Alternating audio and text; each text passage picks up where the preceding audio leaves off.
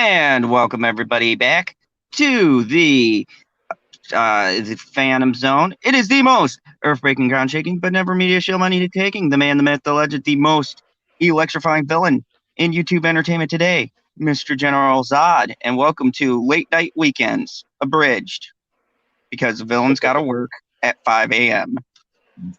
I'm joined here by Mr. Perp Minded. We're going to kick things off as we wait for the rest of the crew to meander in. We've got some great stuff to talk about. Dug up a lot of different little articles. But before I get started, I'm going to promo throughout the night so that way you guys can hear this at the beginning of the stream, in the middle, or at the end. Me and Stevie J Reviews will have a special little maybe talk show thing we're gonna start, which is called Movie Talks, where we pick a movie and we just go back and forth on it, kind of like a Cisco and Ebert kind of thing. And our first movie is going to be Bombshell. So it's gonna be a watch along without watching along. Yeah, basically. We just pick a movie that's been out for a while, and we just go back and forth. Maybe we both agree on it, maybe we disagree on it, maybe he likes it, I don't, that kind of a thing. True.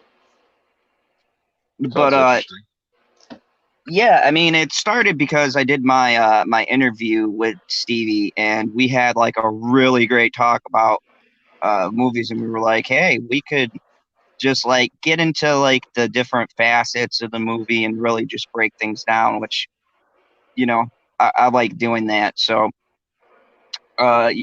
tonight we got some great stuff that we're going to be talking about, some different things. But first, Mr. Perp, what do you got going on after I get done streaming tonight? Because you got something exciting. Me, I just got a random stream. I just wanted to make up for last night, not being able to stream last night. So just gonna have a quick little hour and a half discussion. Maybe we'll see where it goes. I don't want to stay. I don't want to go live too long because I'm tired and I still gotta watch this Howl's Moving Castle and review it and stuff. Still got you are in for a treat. That is a great movie. I just finished Spirit Away and stuff. That was really cool. I was like, damn, yo. You know what? Speaking of which, while we're waiting for the rest of the late night crew, let's talk a little bit, because I was glad to have you on, and I was going to bring this up if we had a little bit of free time, which I figured we would. What up, Gary North? What up, Cyber? Thank you for sitting in the chat. Let's talk a little bit about this HBO Max, man. How fucking, like, yo, you were hyping this up, and I said, Perp is hyping this shit up. If this is not good, it's on Perp. Like, his channel goes down. I do hashtag cancel Perp Minded. But yo, the setup is clean. The controls are so simple. They got multiple things I didn't expect off the drop. What do you think this means for other companies, man? HBO Max could be a player. I would have to say, like, yeah, HBO Max definitely, like, I like the setup. I like the, what was it, the what's it called, the HUDs. I like that. As far as the content goes, I would wish the only thing that kind of disappoints me is the Crunchyroll selection. I was like, y'all just didn't decide to, hey, let's not put on the popular anime and stuff, the shit that people actually watch. Let's just put on whatever. No. It's got a couple of things. Kill la Kill, I've seen. I'm saying, like, where are the big ones where's your Naruto's, your Attack on Titan, your Dragon Balls, you know what I'm saying? Like, that stuff, that needs to be on there. Funimation, man. Funimation's got the property rights.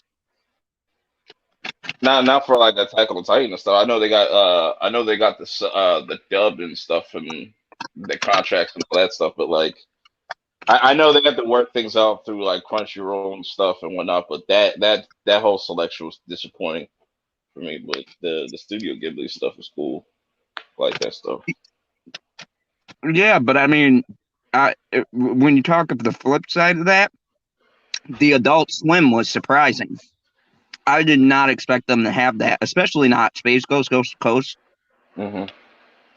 Like, that was a big time surprise. And let's talk about my favorite thing, because I'm a DC villain, man.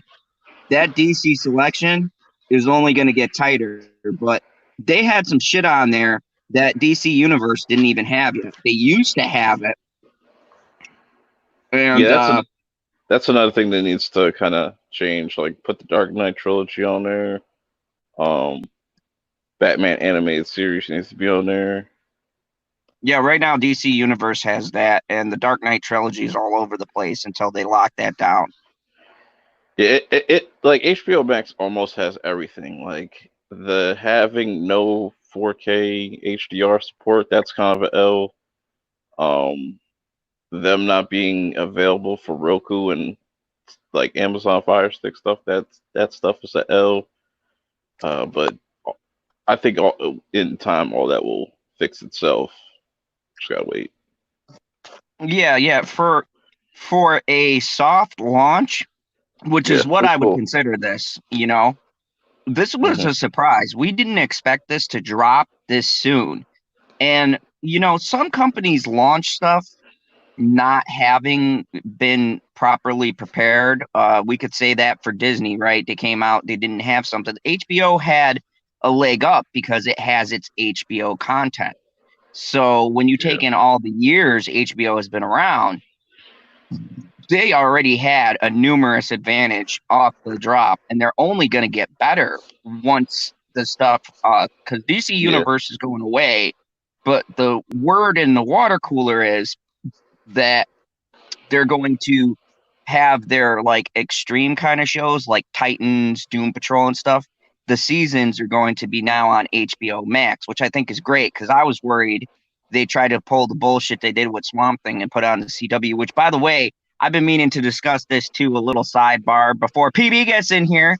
Um, I do not want Swamp Thing going to the CW. I think it's terrible. I think it's a downgrade. I think that'd be the worst thing to it, it's happen. it's lower than a downgrade. Like, okay, I finally watched all of Swamp Thing, right? And I'm looking at the special effects, how they did Swamp Thing, and I go, this can't ever be a CW show, man. Right. It would look like shit. It looked like the '80s Swamp Thing. He's gonna look like a dude wearing a broccoli onesie. And like the way the show is constructed, they can't go that dark. Yeah. Um, it Like just wouldn't work. you actually you saw people getting impaled and all that stuff. Like you're not gonna get none of that on the CW.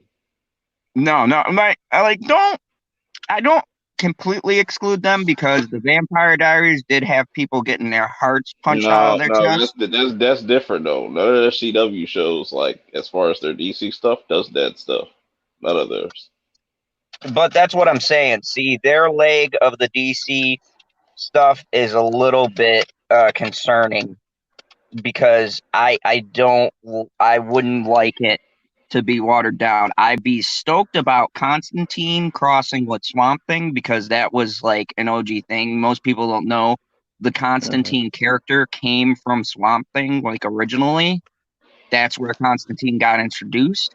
And it's really fucking hilarious when they riff back and forth. You saw a little bit of it in Justice League Dark where he was like, your Yeah, precious plants to be killed. He's got a sarcastic thing with Swamp Thing because he just thinks it's funny. He's a fucking tree. But I mean, like that back and forth would be funny, but I don't think it'd be worth uh the shit show that's the CW. And just to get it out of the way for all the Stargirl fans, that Stargirl show is not made by the CW. It's made by DC Universe, and you could tell the production value is different. still looks trash. Huh? Still looks trash. Nah, man, the production value is way different. That fucking robot was off the hook. I'm not gonna spoil it. Go see PB's review, but that robot was like, Transformers level special effects. That's But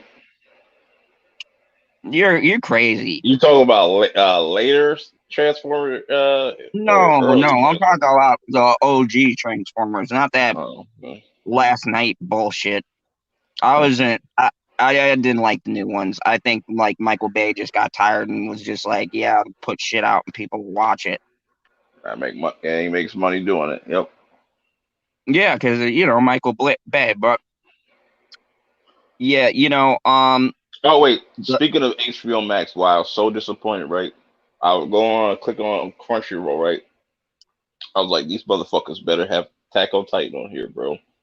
They don't got fucking Attack on Titan. They better put Attack on Titan on there before the end of the fucking year or before this final season starts, or else we're gonna have issues. no, I think it'll be interesting to see. To answer Cybernetic Husky in the chat, the Harley Quinn show is only on DC Universe, but the word is it's going to transfer then to HBO Max, according I'm worried. to like all of the adult shows that were successful. Harley Quinn, Titans, um, Now, um, this is my question though about the DC stuff. Like, I'm wondering when Doom Patrol season 2 rolls out, are they gonna stick with the weekly shit, or are they gonna drop it all at once? So I hope they it's drop it gonna all. be weekly, and it's already season 2 is already out. The first episode. You what? Wait, what? Yeah, I just got a notification that said the first episode of season You 2 is bullshit. supposed to. Hold on. You lying. Hold on. Hold on. I'd be like, I'm way behind on schedule with that. Then. But yeah, um, from what I hear, all of those shows are going to HBO Max, and then any productions they had, and they're gonna take that Green Lantern show. I think what HBO Max wants to do is what DC Universe was trying to do and connect all of the shows, but now they'll all be on HBO Max,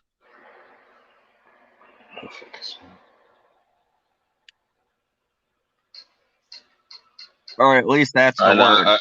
All right. I just still see the first season though. I ain't had nothing else. Oh, they said it's either supposed to be, it might be, I might be a little bit ahead of myself. I got a notification saying the second season is supposed to be dropped. It's supposed to be dropping really soon. It's come out the 25th. Oh, I'd imagine they'll have them on both because they already got season 1 on HBO Max. Yeah. So I was What up, told PP? not to be late, so I'm here. You are late. Yeah. Late. I was like sitting here waiting because you explicitly told me not to be late because I assume by reading the description, at least on Twitter, you want to talk to me about either Sonya Deville or Batwoman, unless that's the same topic. That is the same topic, as a matter of fact.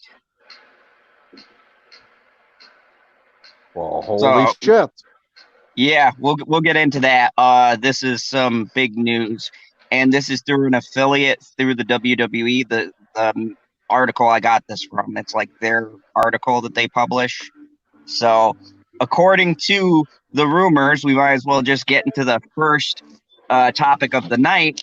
Sonya Deville has been expressing an interest in playing Batwoman, and she is a serious contender for the role, like Who's first this? in line. She's a WWE superstar. Me personally, I think that it would have made sense to go with someone like her because she does the physical stuff every single night. Why they could have didn't picked pick a hotter someone? one though. You know what though? She looks physically imposing over Ruby Rose. Are you That's true. Over Ruby Rose, yes, but she doesn't you- look more physically imposing than other WWE superstars like, I don't know, Shayna Baszler. are y'all shaming women? What do you mean shaming? You do the same thing with men. Like, you're going to So I tell want me to that read this. Robert Pattinson is going to stand next to Henry Cavill and be like, oh, yeah, that looks like Batman? No. But you put Ben Affleck there, you're like, oh, well, he's got some size to him. But he can't throw a kick for his life. No. There was too much muscle. Anyways, WWE Superstar Sonya Deville allegedly chasing major comic book role. The WWE Superstar recently expressed a desire in playing Batwoman. Why, I have no clue. That shit'll be canceled by season 2. But anyways, Sonya Deville agency is allegedly pushing for her to be considered. The WWE Superstar Sonya Deville is enjoying a pretty big spotlight on SmackDown at the moment, thanks to her ongoing storyline with her former tag partner, Mandy Rose. However, it seems that the wrestler has had her eye on slightly bigger spotlight in her future. Dave Meltz of the Wrestling Observer newsletter reported that Deville's agency is pushing for her to take more acting roles outside of the WWE and are campaigning for the WWE Superstar to be considered for the role of Batwoman in the upcoming season 2.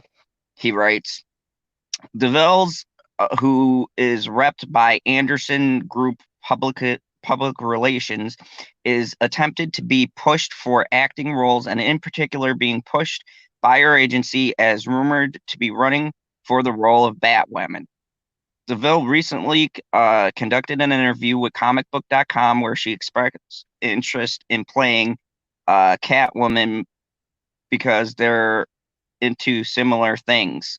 So apparently she wants 2 different roles, either Catwoman or Batwoman. God, I hope they don't bring You mean Catwoman. Catwhammon. It's Catwhammon. However, when the news broke that Ruby Rose was exiting her role as Batwoman after 1 season of helming the CW show, Sonya Deville was quick to react by throwing her name in the hat as a potential replacement. We've certainly seen Deville has some acting chops thanks to her segments over the last few months as Mandy Rose's friend turned antagonist. And we certainly know she has the physical skills needed to play the superhero. With all that in mind, we are all for it. So, so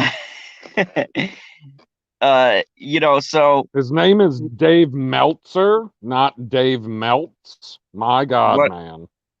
Whatever. So, I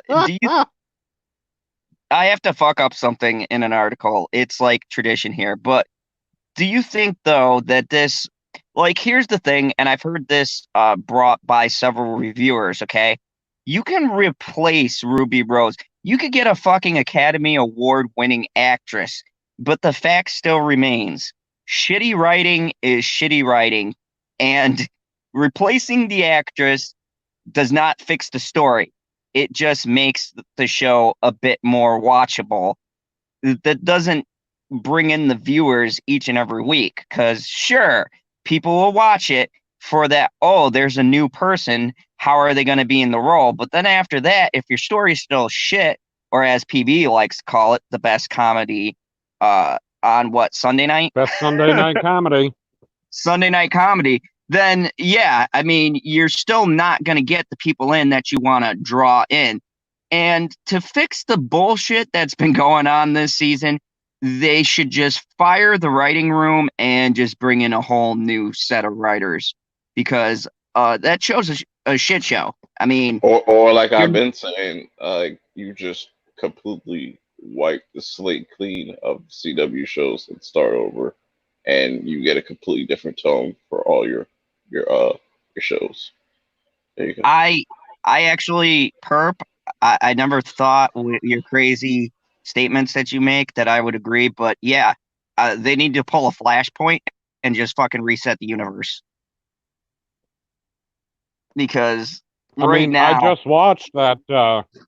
What is it? Justice League Dark Apocalypse War. I watched that last night. Flash seems to do it every couple years, so go for it. I mean, and you got a Flash in the universe. Just fucking reset it. Reset the whole thing, and we can pretend the last couple of fucking years in the CW Arrowverse never happened. And I'll even include the last season of Arrow in that. Reset that motherfucker, too. Then you can get a new Arrow, a new Flash, everything. Yeah, I don't need that last season of Arrow. Like, I liked having the heroes there, but the way that it ended up playing out, I was like, huh. Series finale. Character's not even alive. Way to go, guys. Like, here's the thing. When you look at the DC universe and how well-crafted those shows are, and then you look at the CW, it's like night and day. And the weird fucking part is the DC universe, and now I guess HBO Max, them and the CW have two completely different universes, but yet one DC universe show intersects with the CW universe.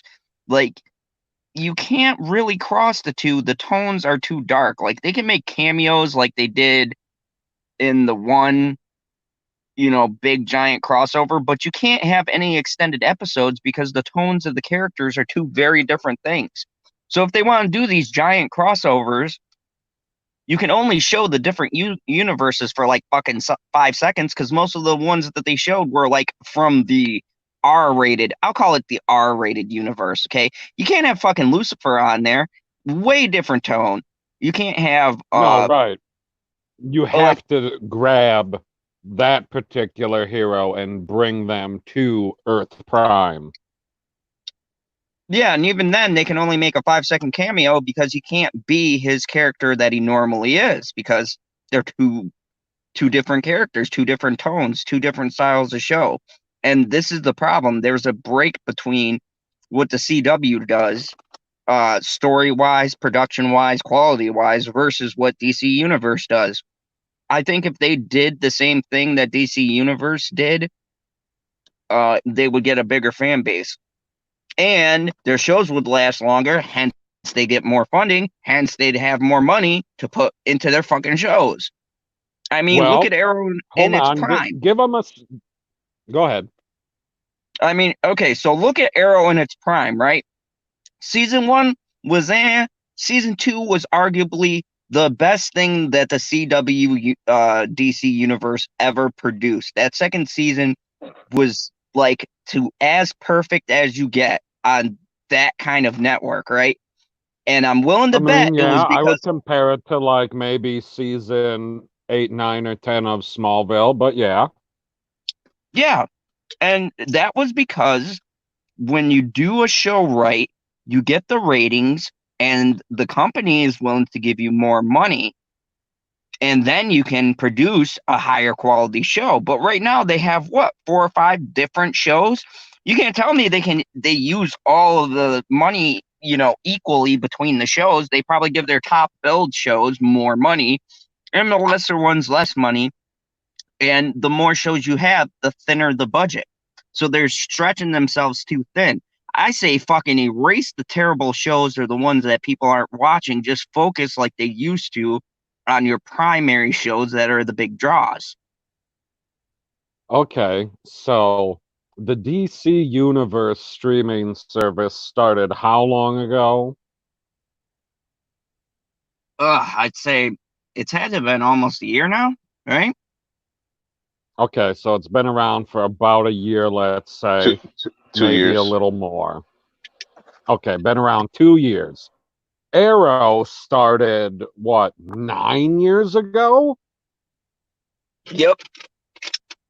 Okay, so what if they're going to start doing the shows the way that they're doing Stargirl by setting them up to be DC Universe shows so that they have that higher production value, a bigger budget, and then they're just going to also release them on the CW. Because, yeah, I understand that they cut some stuff out of the show for TV purposes, and I don't know what they cut from episode 2, but I rewatched episode 1 on DC Universe to see the difference in what was cut, and you don't really miss anything of the story. Like, you still get everything that's important, but there's just more there for you to, I guess, see a little bit more backstory, at least in episode 1, because I don't know what they cut because I didn't watch it on CW for episode 2, so I'm not sure what was cut there. But if they do it in that way, to me, it seems like that's how you'd be able to make the most amount of money off of your show, is to make it on both platforms. I think that this idea works much better because, yeah, for people who want to see a little bit more, maybe there's a little bit more language, a little bit more violence, then you can do that, but it's made by a different company. So the production values and the scripts, more importantly, are vastly different because you got a different writing team. I don't trust nor like any of the people who write over at the CW because the shows have become formulaic. They all fall into the same pattern. They all have their agendas and narratives weaved into the show. And it's not like, where you have to search for it, or you're, like some reviewers are just trying to search for it. It is blatantly fucking obvious. And it feels like the whole CW is like that. And it's gotten worse over these last 9 years. It's been a slow decline into what we have now. No, at least the superhero ones, because I don't watch all the shows on the CW, perp. They used to seem far more different. Like Arrow did not seem, at least in its tone, like Supergirl. Like Supergirl's a bright, shining show, and Arrow's more of a darker show. But now, when you look at them and you watch Supergirl, and then you watch Batwoman, and then you watch The Flash, and then you watch Legends of Tomorrow, and then you watch Black Lightning, you're like, oh man, the tone of the show doesn't change as much. The only thing that they've changed is the color palette of the show, or the filter that they're using, because they still keep the way that the show looks, but they all feel too similar. Like Legends only feels different because they're traveling through time, so you get a different time period all the time. And Cyber brought up a good point. When you go across to the different networks, right? The CW is owned by CBS, which is owned by Viacom. Viacom, CBS, I agree, your favorite network. Like, you've rewatched the Card Line 5 times, haven't you? Oh my God! Don't even get me and I gotta review fucking season 2 of that because everybody liked my fucking reviews for season 1, so I'm gonna put myself through that pain again. Like they really, like, my highest viewed videos were the ones where I was pissed off. Like when I gave it an okay review, I got like comments like, oh, so it was actually good. Like people were disappointed, but the ones where I went off, they were like, wow. I was like, no, you don't understand. Like this is bad. Like, and I'm not even speaking from a Trekkie. This is just a fucking terrible show. Like it's just like, yeah, the consistency from week to week is amazing. How it goes from shit to okay to shit to watchable to shit again. Like pick one. They must be using vastly different directors. Oh, you could tell from week to week. Akiva Goldston is a fucking douchebag, and that guy should not touch anything Trek related. Like anything that guy produced. I watch certain shows, and when I see his name, I go, oh, that explains why the writing was off this week. Because that guy, he's like the J.J. Anyway. Abrams. To get back to the topic, I don't see exactly how a professional wrestler would be able to do a full TV schedule if you're doing 22 or 24 episodes, because it's one of those two on the CW. I don't remember which number they use, and then still do a wrestling schedule. Like, you're not going to be able to do that. That's a full-time job. If you like, that's why Ruby quit, allegedly, because it was too much of a full-time job. She needed time off. And I was like, you just had the last 4 months off.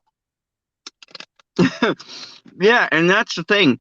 Everybody wants to be like The Rock, but they don't realize that's why you don't see him that much in the WWE. Or anyone who's gone over there, or right, John Cena. I mean, I don't know, like, from their side, like, do they want her to go and pursue this, or do they want her to stay and continue to wrestle? Like, has anybody on the WWE side made a comment about this? No, but you know how Vince is. That's exposure for the WWE. You get her, say, I mean, she's connected. I suppose. They did the same thing with The Rock. WWE is now invading the CW. Oh, yeah, just think of and they used to do the same thing. Remember in Smallville, they had Kane in an episode. Yeah, so, in an episode. It was out. I'm gonna head out. I'm gonna get ready for this streaming though. But you know, I'll definitely try to be on tomorrow night. You streaming tomorrow night too? Yeah. We'll be on tomorrow. I'm gonna try to make it tomorrow. See what it looked like and whatnot. I'll holler at y'all later. We'll see you, Mr. Perp Minded. All right, man. And everybody, don't forget, Perp has a stream coming up at midnight. So we're going to be going until midnight. So my man Perp Eastern, you putz. Oh, that's right. Well, yeah, check that out. You know, when you get done with this. I thought he came back to give himself a shout out. Then we'll move over there. That's where I'll be going. Yeah, and I'll be going to bed because I got to get up at 5. Because mandatory overtime. But hey, Zod likes your Earth cash. I can buy up more governments. So, yeah, you know, this is some interesting news. I want to get your thoughts because I know you watch more of those shows. I just suffer for the sake of a review. You, for some reason, enjoy punishment. You're like a masochist. I don't understand how you do it. Whoa.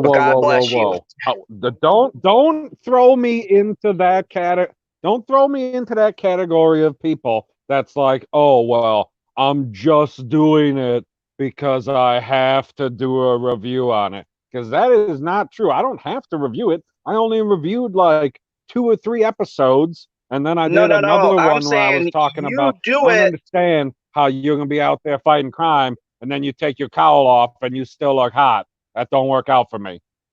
No, I'm saying you do it simply because you like connected universes. That's your thing. Like, oh yeah, no, I do it because yeah, when you're watching part of the connected universe, I don't want to be watching 4 shows and then a character shows up from the one show that I don't watch, and then I don't know what's going on because I didn't watch that one show, and this character's like, hey, I got this thing. And I was like, well, fuck, where'd she come from? What's she doing here? They're like, oh, well, she's connected to the rest of us because she's got her own show. And I'll be like, yeah, I don't watch that. Like, I started watching The Flash not knowing that it was going to be directly connected to Arrow. So then I had to go back and start watching Arrow. So I had to catch up on Arrow before we started watching Flash. So that was a real power through 3 seasons of Arrow. That was fun. Oh, those were the best, though. Those were the best seasons. So You were lucky you got to see it That was through a good fresh binge. eyes. Oh yeah, So great no, yeah, binge. I Come on. watch it because I am a what's the word I'm looking for? Because I don't want to use the S word because then I'll get lambasted by all of the black people and the Jewish people that have ancestors that were slaves. But anyway, I'm stuck watching it because I watch all the other shows. Oh, by the way, really quick, while we have 8 people, in case you guys didn't know, on Sunday, me and Stevie J Reviews will be starting a new segment called Movie Talks, where we pick a movie and we talk it over like Cisco and Neighbor. We had a great interview, and we started talking, and we were like, yeah, we should bring back the days when critics talked and analyzed the movie. So our first one we're going to do is Bombshell, because Stevie just watched it. And I'm curious. He hasn't told me his thoughts whatsoever, so I'm gonna hear it all live. I'm not watching his review or anything. We're just gonna debate about it and see where we both land. We could both like it. We could both hate it. One of us could like it. One of us could hate it. But definitely join us on Sunday for that talk. I'm really looking forward to it. So, sorry, quick Interesting. Jimmy. I'm excited for it, man. Yeah. We had the interview the other day, and like I had comments like people were like, "Wow, you guys got like really in depth with it," and we were just like thinking like, "Hey, why don't we just do this every Sunday? We'll just pick a movie, maybe a classic, maybe a newer movie, and we'll just like bring up different points and just talk about it." So, I was gonna say I Garrett, didn't know that Bombshell was a classic. no, we were going with something new this time around because he had just watched it, so he wanted to get my thoughts on it. But yeah, we were talking about doing some Okay. classics. So okay, well, if that's what you're talking about on Sunday, where did you watch the movie and where could anybody else watch the movie that you know of so they don't even have to search it on Google? To tell you the truth, I don't know where it's premiere right now. I saw it in the theater for a review. I haven't watched it since. So So how long ago did this movie come out?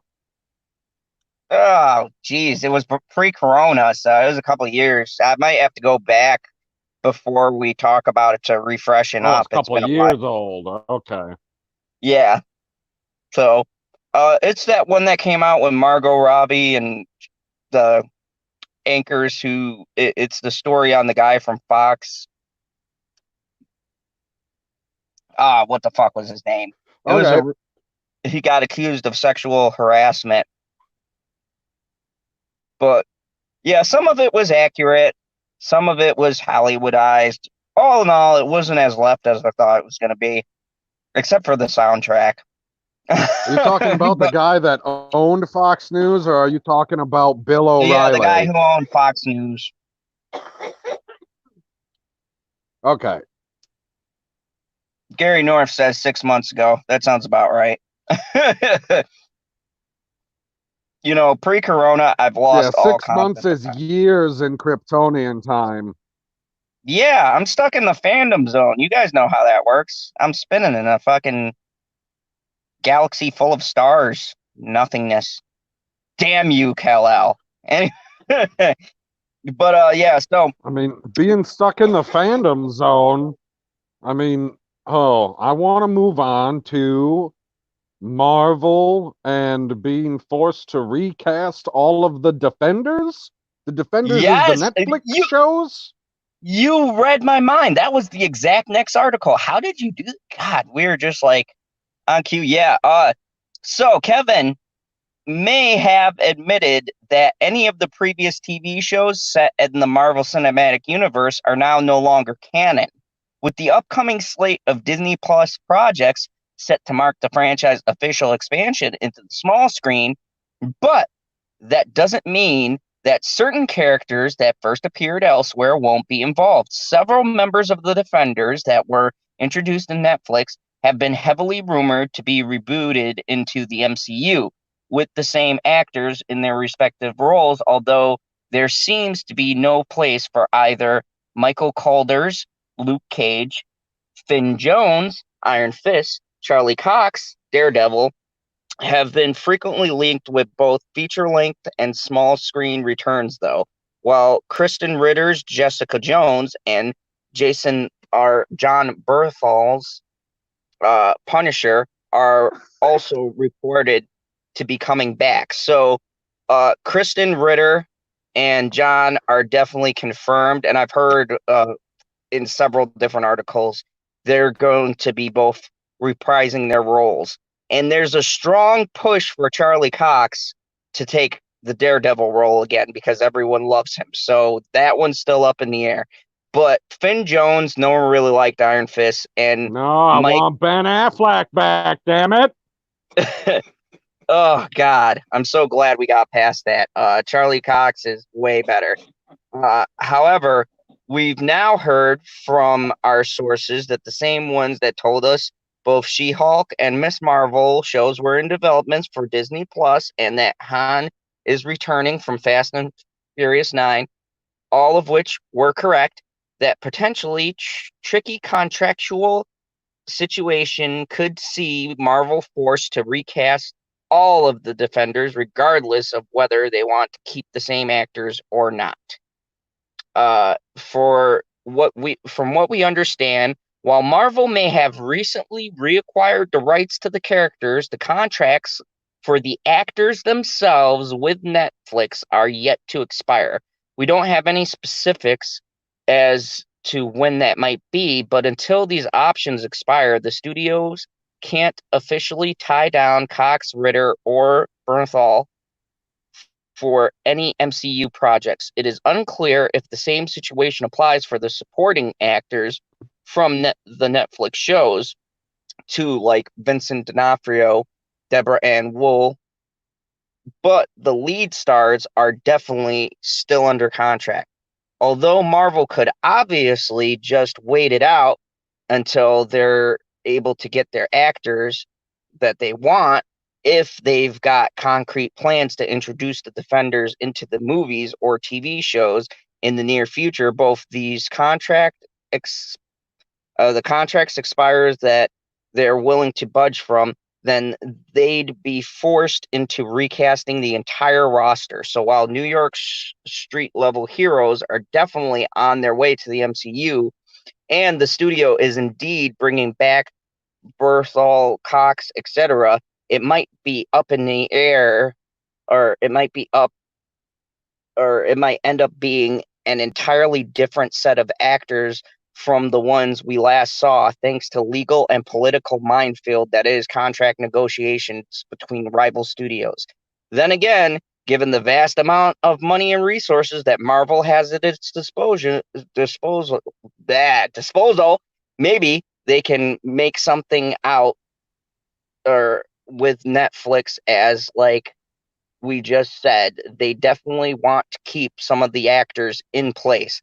But for now, all we can do is wait and see how things will shake out. So this is very interesting. This reminds me, hold on a second. When you were reading that and you got to the middle part of the contracts, it reminded me of exactly when the WWF at the time, now WWE, bought WCW, and they couldn't get the rights to all of the wrestlers because the contracts weren't a part of it because they were separate. I was like, oh my God, you've got to be shitting me. Yep. I didn't even think about that. That was many years ago. Yeah. They had to wait for the contracts to run out, but the WWE waited. The question is, will the MCU? And here's my feelings on it.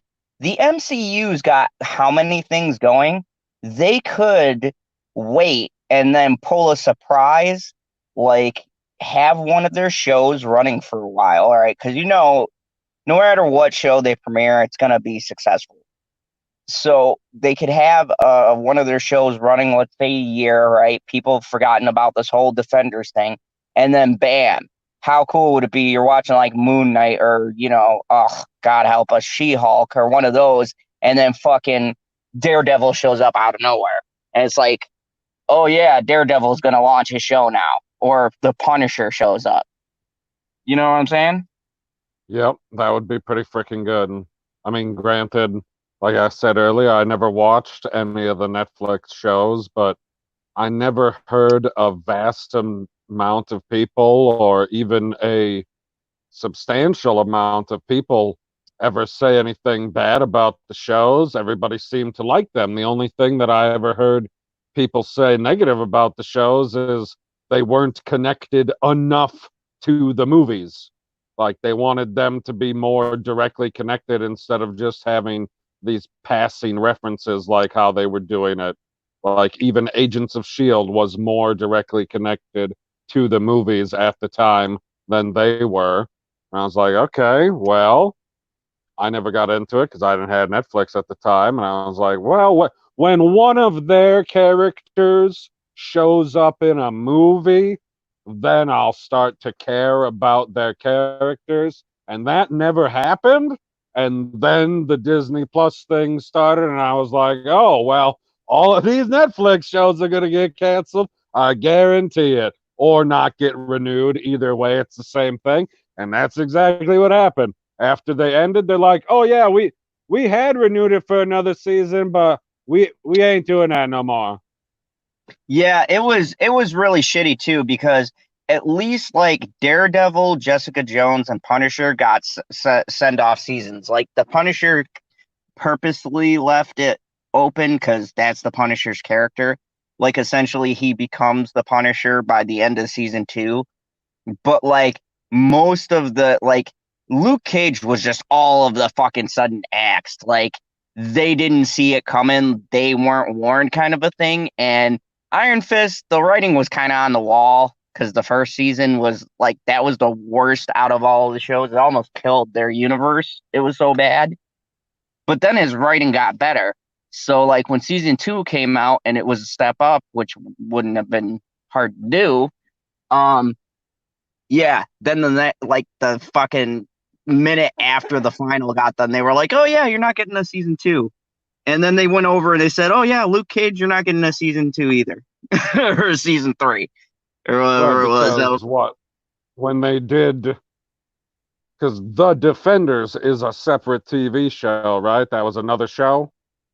Yeah, but it was all of them. So it was kind of like Right, it was you all had the same characters and same actors.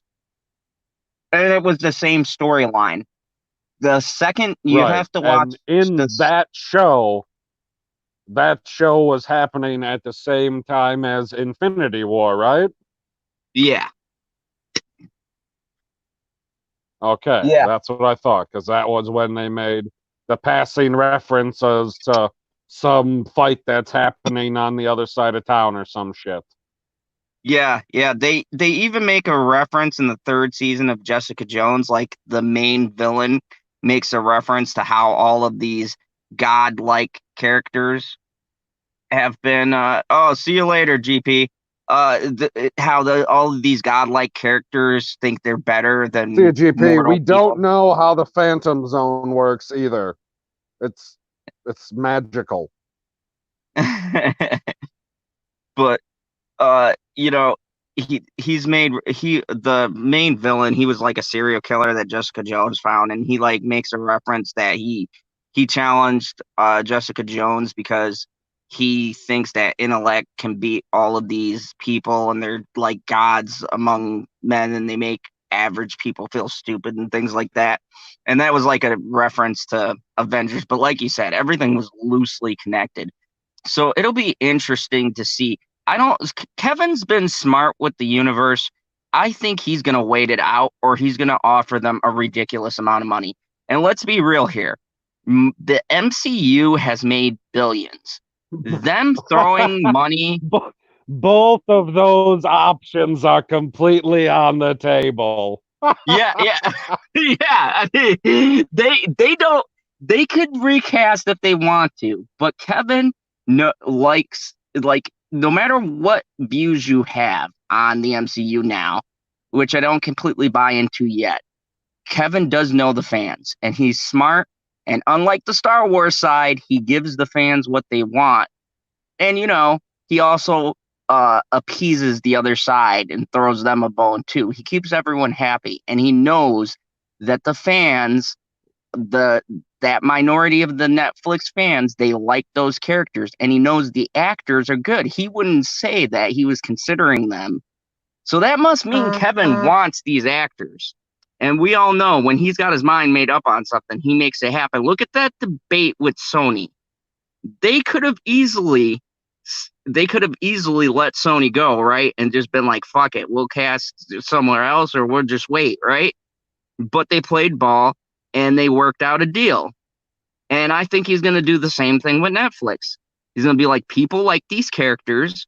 We like these actors. I mean, John Bertha is he's becoming a very big actor. For them not to be drafted or kept in the Marvel universe, you'd be crazy. I mean, he was in The Accountant. He was in the movie with, I mean, he got nominated for Best Supporting Actor. So Kevin's not gonna let someone like that lead the MCU universe. Yeah, I mean, we've had the conversation before about, TV star versus movie star, but Clark Gregg seemed to do just fine when he went from TV to movies. Like, he is one of, if not the best character in the Avengers. Oh yeah, without a doubt. Yeah, 100%.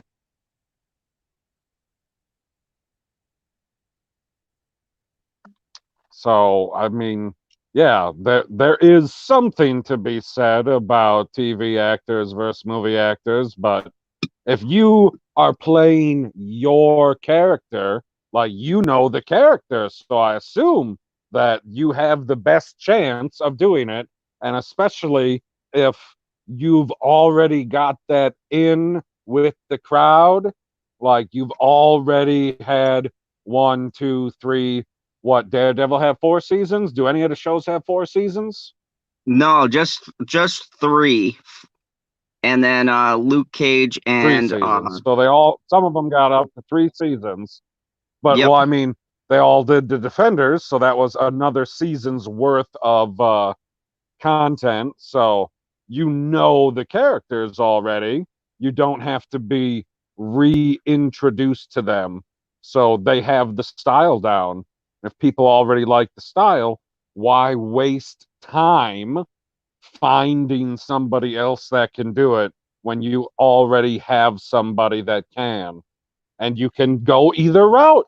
Either spend the money and you're going to make money, or wait and you're going to make money. Either way, bringing them in, they're going to make money off of it. Yeah.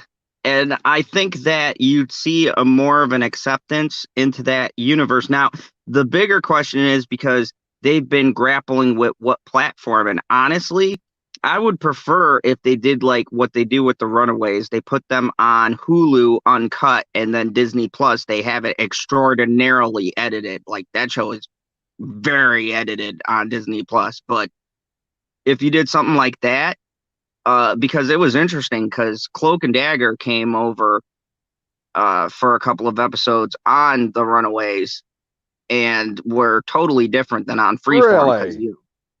Yeah, Cloak and Dagger released, I forget her name, but the witch in Runaways.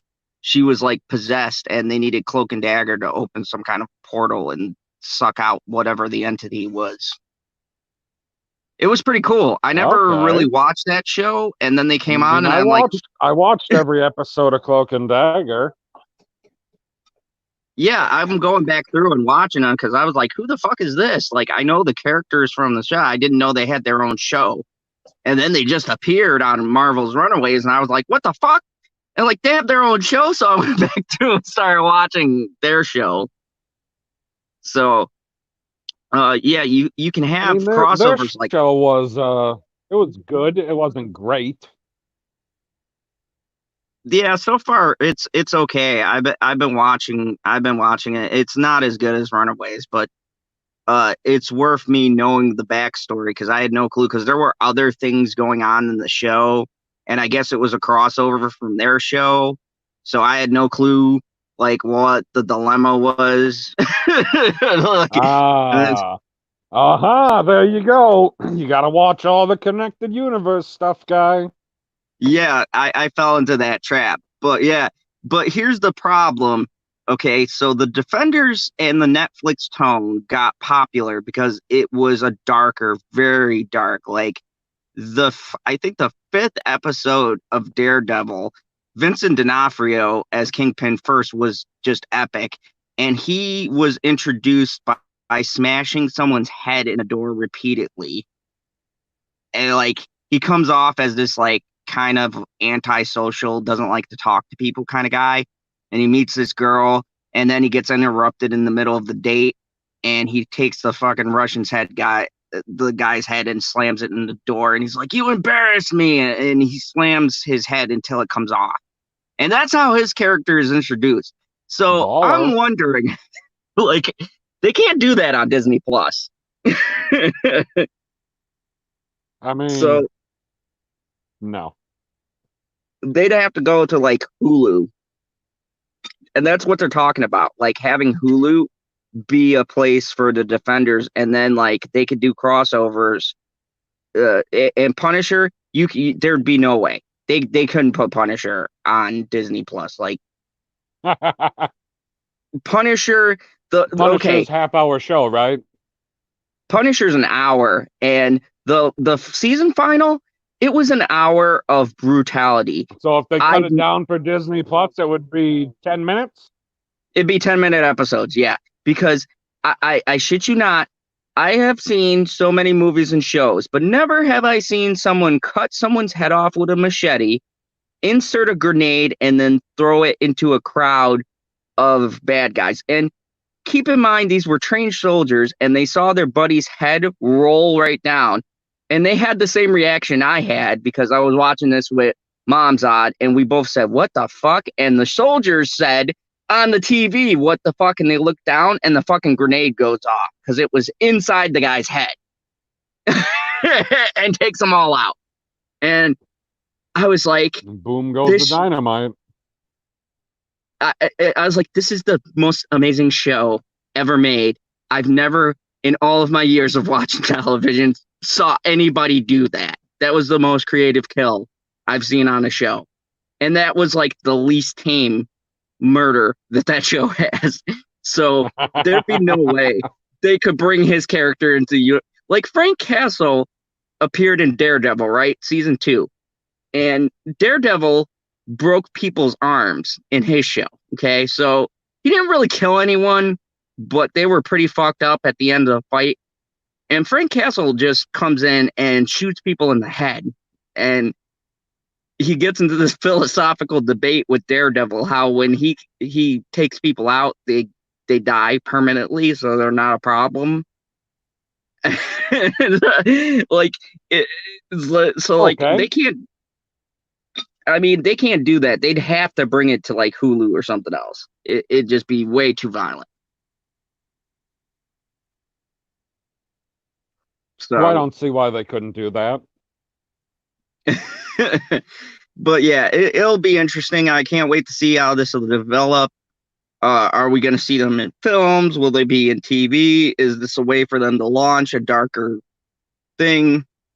We'll see where it all goes. So both interesting stuff coming from Marvel and DC. We've talked about them, but let's talk about your favorite person, John Krasinski. All Is right, that how you say Stargirl. Oh. So remember, fuck. Remember how you said you were loving the fact that he was on YouTube killing our algorithm? Oh my god. Oh my god. Yeah. Yeah. I know what I said about it. Yeah, well, now we've got sold out. He sold out. You know, and this, before I get into this article, this was the bullshit that we were all concerned about because, you know, if you guys don't know Gary from Nerdrotic, I really like Gary. He's an awesome guy, but he always has this plug in the beginning of his he's a videos. Chargers fan, so he has my sympathy.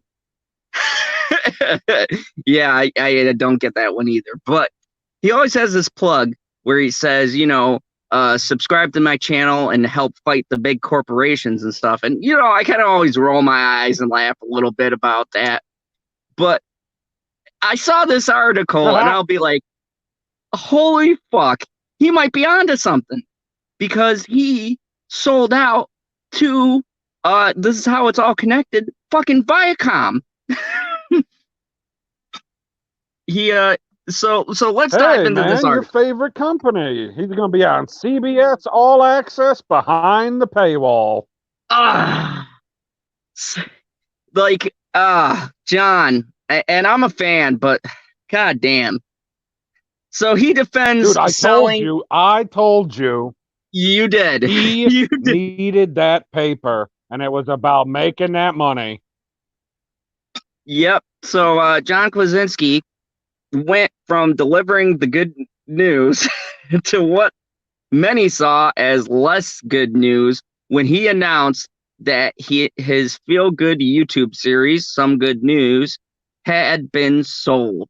Following the end of its 8-episode run, a bidding war for the viral hit ended with SGN finding a new home at Viacom CBS, mostly without Krasinski. So here's my issue.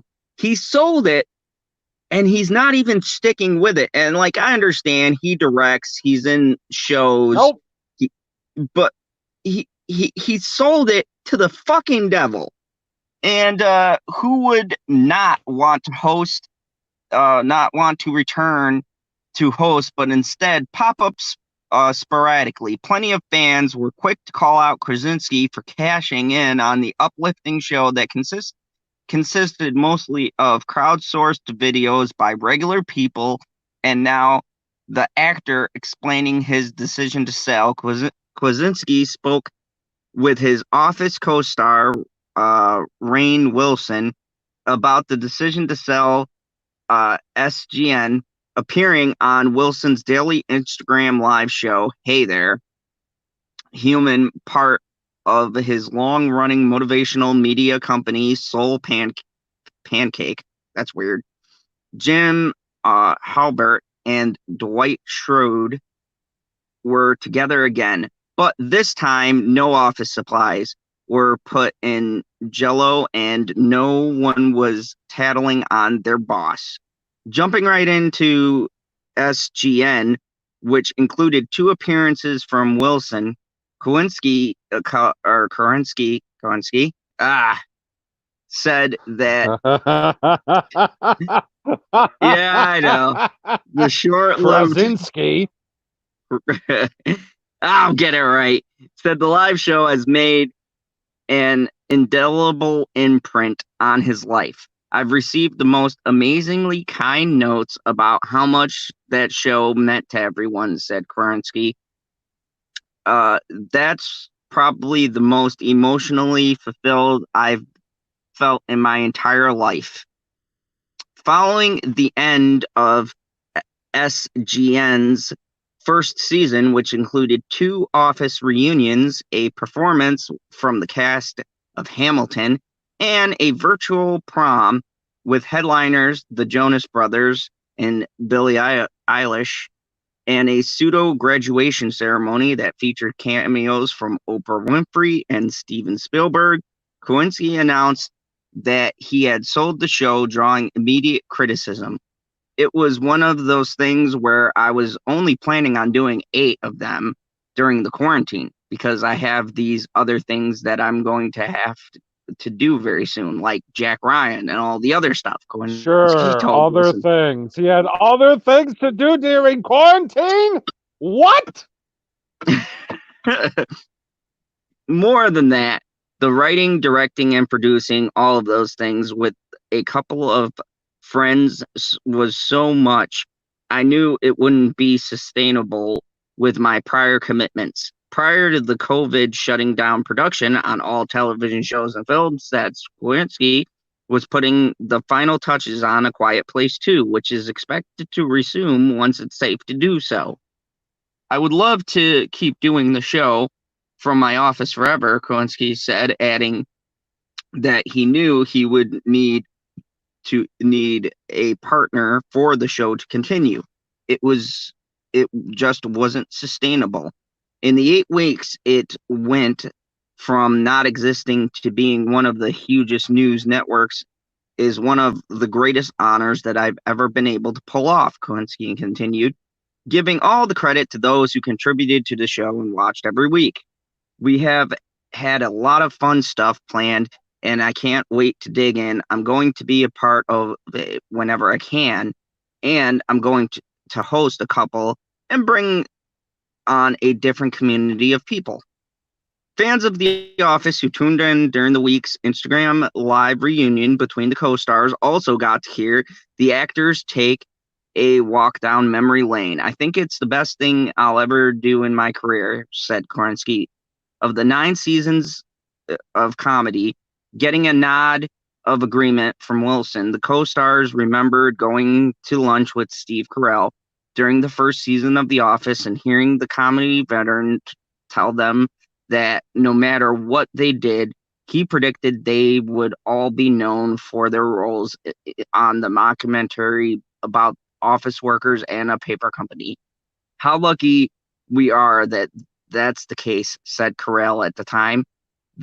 That they were at a paper company the whole time? Yeah, it was one of the biggest paper companies. Yeah, man, I watched all 9 seasons. I love The Office. Yeah, I'll be Dwight lucky if I've seen like 4 episodes of that. Dwight was one of my favorite characters. I mean, what person has a crossbow in the fucking ceiling? That was hilarious. The best character on the show. That's obvious. Oh yeah. I mean, Steve Carell had his moments, but Dwight stole the show. Like, he was just funny. He's probably the sole reason I kept on watching that, and the Unicorn likes it. Touching the recent resurgence of popularity of the show that went off the air in 2013, Wilson said that the comedy and the comfort The Office created is something that will endure. The Office is like the family that people can come back to. So, I guess here's the main thing. I agree with Timon Flip. Unsustainable, I doubt it. Like, he's a major player unsustainable now. You thought the show is unsustainable? Oh yeah, after the quarantine. Oh well, yeah, I agree with Timon entirely. That's complete BS. You have to say that because then you don't sound like a sellout. Yeah, that is pure hubris. It's selling for the money. And I'm very, very disappointed because, I like John. I like his work. And in real life, he seems like a really nice guy. He doesn't weigh in on the politics and the bullshit. He's really down to earth. But, at the end of the day, it does prove one thing and it shows one thing. It's all about the what? It's about the money. And anyone who YouTubes knows, unless you're going to make this a fucking full-time, give up your whole life and hope you strike big on that one video. Working on it. You can't. I mean, the profits of geek culture, we're going to make it, whether it be in like 2030 and we're all on fucking walkers and Social Security. That's right. We'll make it. No, Social Security ain't going to be around. That's why we need the YouTube. That's right. But I mean, here's the thing. We start off, right? We have, 8, 9, 10 viewers watching, on a good night, we almost hit 20 and we consider that a win. These people start off with hundreds of thousands of views right off the bat and only grow. It's not hard for them to do. I don't know, man. That sounds totally unsustainable. It's not like new stuff happens every day that you can make fun of. Wait. I mean, yeah. I mean, there were some times, like during the quarantine, during our late nights. We were really reaching, right? But we're back in idiocy mode. There's plenty of stupid Hollywood chicanery and real life dumb shit going on that's being reported. You know, the veil has lifted. The infected are fucking shot and buried. We can now continue our lives. I made a zombie reference there. I'm not really killing people. Don't cancel Zod. You know, but I mean, there's plenty of things to talk about. And to say that you are that famous and you can't sustain a fucking podcast, you are lying. There's no way you will ever run out of people who want to be on your show or who want to do this and want to do that. I mean, he got the fucking original cast of Hamilton. I mean, maybe that's why he thinks it's unsustainable. He's like, I can only do so many reunions. I mean, let's think of it this People way. are only watching me for the other people that I have on my show. And I mean, I guess if that's the corner that you've backed yourself into, you need to be more original then. Like, I don't know, every other person on YouTube guy. Like, it's not that difficult. I mean, we can draw a crowd just by having other YouTubers on or other YouTubers have us on, things like that. I mean, there's plenty of... You're a celebrity. All you got to do is pick somebody. Just pick somebody. Search a random freaking thing, and you will find someone to be on your show. You search General Zod, he will be on your show. Oh, fuck yeah. In a minute. Because anyone who goes on that show, you're going to get an instant amount, at least, of views. You might not get subscribers, but you'll get people looking at you. That's a win for anyone. And, you know... Hell yeah. I think that especially selling it to fucking CBS. Oh, the band fucking... I'd have been happy if he sold to anybody in the fucking world. But when I read this... don't say that bull crap. If he would have sold it to Disney, we would have shilled the hell out of it. Oh, yeah. I would have been like, I got Disney Plus. Great move, John. You're really moving up in the world. You know, we'll get Disney Extra Plus for this. But I mean, you know, CBS... We'll get Disney multiplied for this. And here's the thing. Now they're going to continue it, and it's going to go downhill. You'll have John maybe pop up a few times. And then they're going to have a shitty host. It's not going to have him as the host. It's going to have somebody else, and they're going to totally change everything. So the only thing that they're going to have is the name. That would be like going to McDonald's and getting tacos. I ain't getting fucking tacos from McDonald's. I got that taco from fucking Burger King. Never again. I don't care if you're selling them for 50 cents. They're not worth it. I mean, you know, it's just something to definitely keep in mind. And I'm curious. I'm going to check out the viewership now and see how much it dips and, you know, how much they lose from that, because there was a lot of backlash. Yeah, they'll be able to, I assume that they track. They got to be able to track views really easily on CBS All Access. Who knows? They can't even keep track of their own fucking shows, so who knows? No, like they can track views on the show, but what they cannot track is how to make money with the shows there. Like, they don't know what people are specifically subscribing for unless you tell them. Because I could be watching all kinds of stuff on CBS All Access or any streaming service, but I'm only subscribed for one or two things. But since I'm paying for it, yeah, I'm watching all these extra movies and all these extra shows because I already paid for them. Exactly. You know, and that's the thing. these streaming services, you might get it for one or two things, and then you go, oh, well, there's this, and this, so I might as well check it out because, like you said, I have the subscription, so let me just browse around and finally watch things, maybe I heard about or something like that. But CBS doesn't have anything like that. It's like, oh, I can watch shows when they used to be good. Like I can watch the old Star Trek and remember how good it was, and then I can watch the new one and remember it's owned by CBS. So, Yep. Timon right. Flip, he's had some amazing points tonight. He says, it will turn into a talk show, generic. Yep. That's what they do because they have a formula of pissing people off. That they're just gonna give it the same spin they give all their shows. It'll probably be left leaning. It won't be the good news. It'll be the news.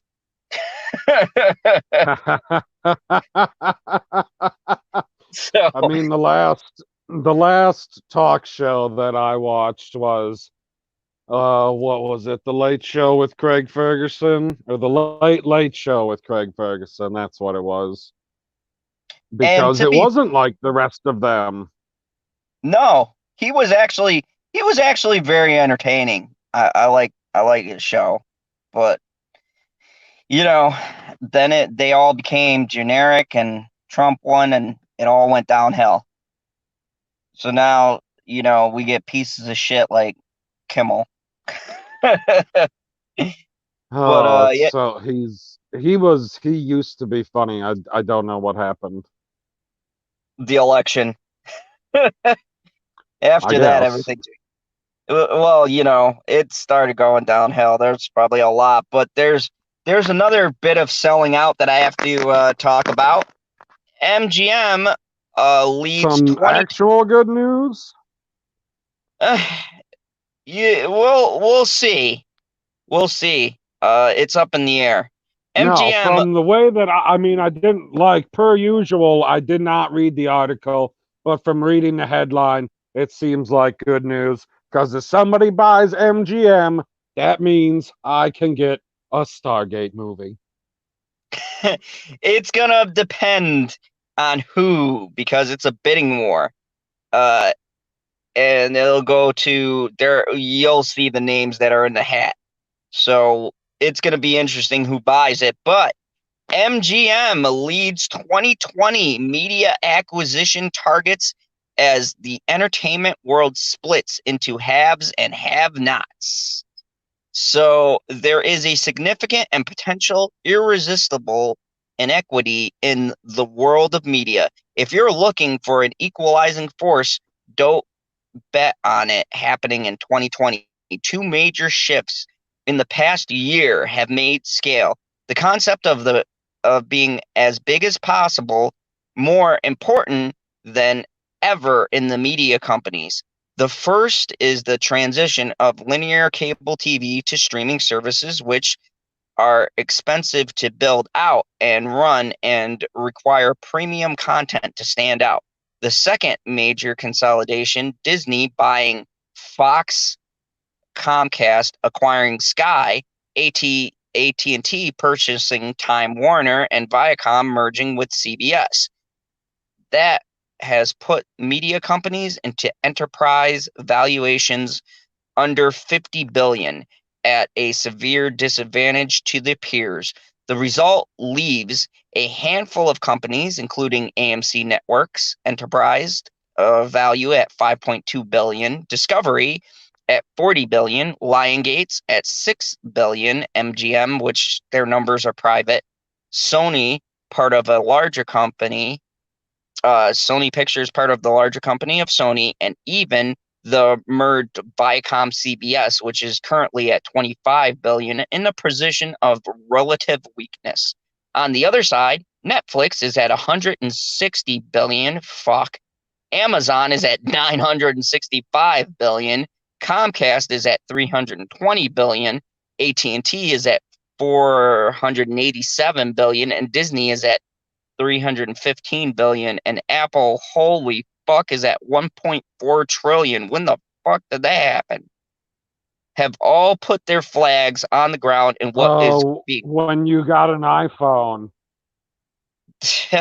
I didn't get that fucking thing. But anyways, they have all put their flags in the ground of what is called the streaming wars, an evolution from bundled cable TV world a la carte services that can be watched anywhere on any device. If Comcast, Charter, Time Warner, Dish, and DirecTV were the big four in media distribution world for a past decade, Amazon, Apple, AT&T, Comcast, Disney, and Netflix look to be the six big ones in the streaming era. MGM in particular seems like a logical candidate to sell this year.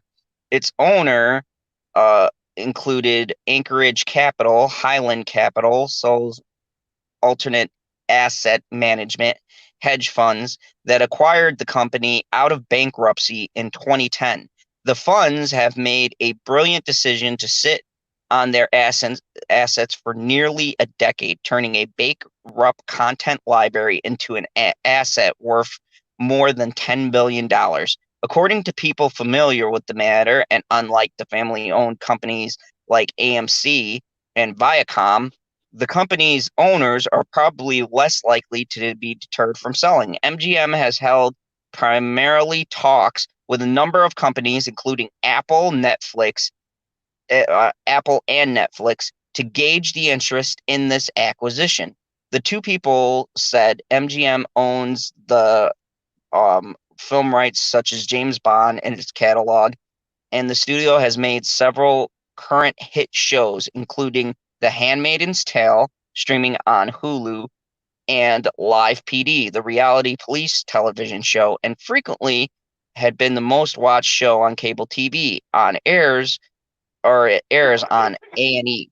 It is also a premier cable network owner of Epic. MGM had revenue of more than $1 billion for the first 9 months of the year, consisting primarily of about $600 million in TV and film licensing revenue and $300 million from Epic subscribers. For the 9 months ended in September 30th, 2019, MGM reported adjusted earnings before interest, taxes, and deductibles of $123 million. Representatives of MGM, Apple, and Netflix declined comments. The arms deals could soon be extinct. The benefactors of medias into haves and have-nots could lead to several outcomes. The default smaller companies will simply license their content to the bigger companies in the streaming service. This is the foundation of what built Netflix and Amazon Prime. But the shift to streaming could make the so-called arms deal extinct over time. Disney will want Disney content for streaming services. AT&T will want Warner Media content. NBC Universal will want NBC Universal content. If that's where the world is heading, the big streaming services will continue to look for the edge over one another. That's good news for the little guy, which may see the values spike if this juicy acquisition targets a company. Apple, for example, is a brand new media production distributor called Apple Plus TV or Apple TV Plus without an existing library of series and movies to entice consumers. Buying an existing studio and an experienced media executives may make sense, especially if their company, such as MGM, is heavily on intellectual properties and light on people. Apple is historically adverse to company integration that may result in cultural clashes. Apple, of course, also has a balance sheet that dwarfs virtually any other media company and could make a sizable acquisition without batting an eye. Netflix is the only pure play entertainment streaming video company, meaning it will have to churn out content at a rate far faster than its competition, which still gets billions of dollars from a yet declining, formidable traditional cable TV model with 800 million U.S. households. Buying a studio could jump start Netflix original productions, particularly for a time of consuming movies. Netflix has eternal goal or internal goals to make 95 movies a year. According to people familiar with the matter, that's nearly 4 times what studios like Universal Pictures make a year. MGM's studio of their library of content, which includes movies such as Rocky, Mad Max, and Hot Tub Time Machine, would be an appealing add-on to the company looking to bolster its streaming offerings, including traditional companies like Disney's, Warner Brothers, and NBC Universals. But each company is still digesting enormous acquisitions from last year, potentially opening the door to large, unchallenged bids by one of the big technology companies if it happens. It would be the first big tech company to make a sizable legacy media acquisition. The catch is that Apple and Netflix have always been averse to big acquisitions. Netflix has never done a material acquisition in the history of the company. Apple's largest deal ever was for $3 billion purchases of Beats in 2014, an almost laughable small record deal given Apple's size of cash on board. Still, things stay the same until they change. Until 2017, Amazon's biggest deal was an online shoes store, which it brought for $1.2 billion in 2009. Then it dropped $13.4 billion on World Foods. Just because the company hasn't made a large enough acquisition doesn't mean they won't. So the rest talks about what the companies are doing. And let's get to the end of this because this is a long-ass article. Oh, I thought you were going to throw another 50 million numbers at me. So they said Lion Gates and Stars are being looked at by Viacom. Please, God, don't buy them. And it looks like that they are even talking about shopping for NFL deals in order to get ahead. But the big news here is that both Netflix and Apple seem to be the two biggest contenders, is what I got from this article. And this is interesting because this is a game changer for whichever company. These are the two companies that MGM is looking at. Whoever gets this, I feel like will get a huge advantage. What do you think? I mean, yeah, that's a lot of characters or IPs that you have a backlog of that you can just put directly onto whatever service that you're working with or you're making money off of or whatever. Like, So, as far as I know, nobody has lost money on purchasing IPs to put onto their streaming services. and here's the thing about acquisitions that we've found out, right? They get the rights to these movies or stuff like that, but there's nothing to say because you get the rights and you get the rights to the characters and things. This allows them to spin off original kind of stories because they have the rights from the movies, distribution and character rights and things like that come with the company. So you're talking about a whole catalog worth of things that you can not only show the movie, but have a potential for a director or writer to create a show around a beloved character. You know, there's James Bond in there and all sorts of stuff. They could do a James Bond show. I mean, it could be a big game changer. And Netflix in Yeah, particular you could do needs something like this. that, but I feel like if we're talking about MGM being the big one, the backlog is more important than what you would be able to do going forward. Like, they are more concerned about having stuff that people can watch right now on their service than they are, oh, well, we'll have this show in the works or we'll be able to do this in a year or two. They need stuff that people can binge on while you're working on that. And MGM, I mean, how many Bond movies are there? Shit. I got them all, but the last, what was it, like, I think 20 Bond films or something. It's like I'm pretty 30? sure. Probably now with the new Bonds and everything. Yeah, there's a lot. There's a lot. I mean, James Bond's catalog alone and Rocky. How many fucking people? Exactly. I mean, I'll tie it back to what we were talking about earlier with wrestling. When Vince McMahon bought the WCW, it wasn't necessarily about putting them out of business or even getting the wrestlers that they currently had under contract, because like we said, he couldn't get all of them right away because of the way that it was set up, because Eric Bischoff is smart.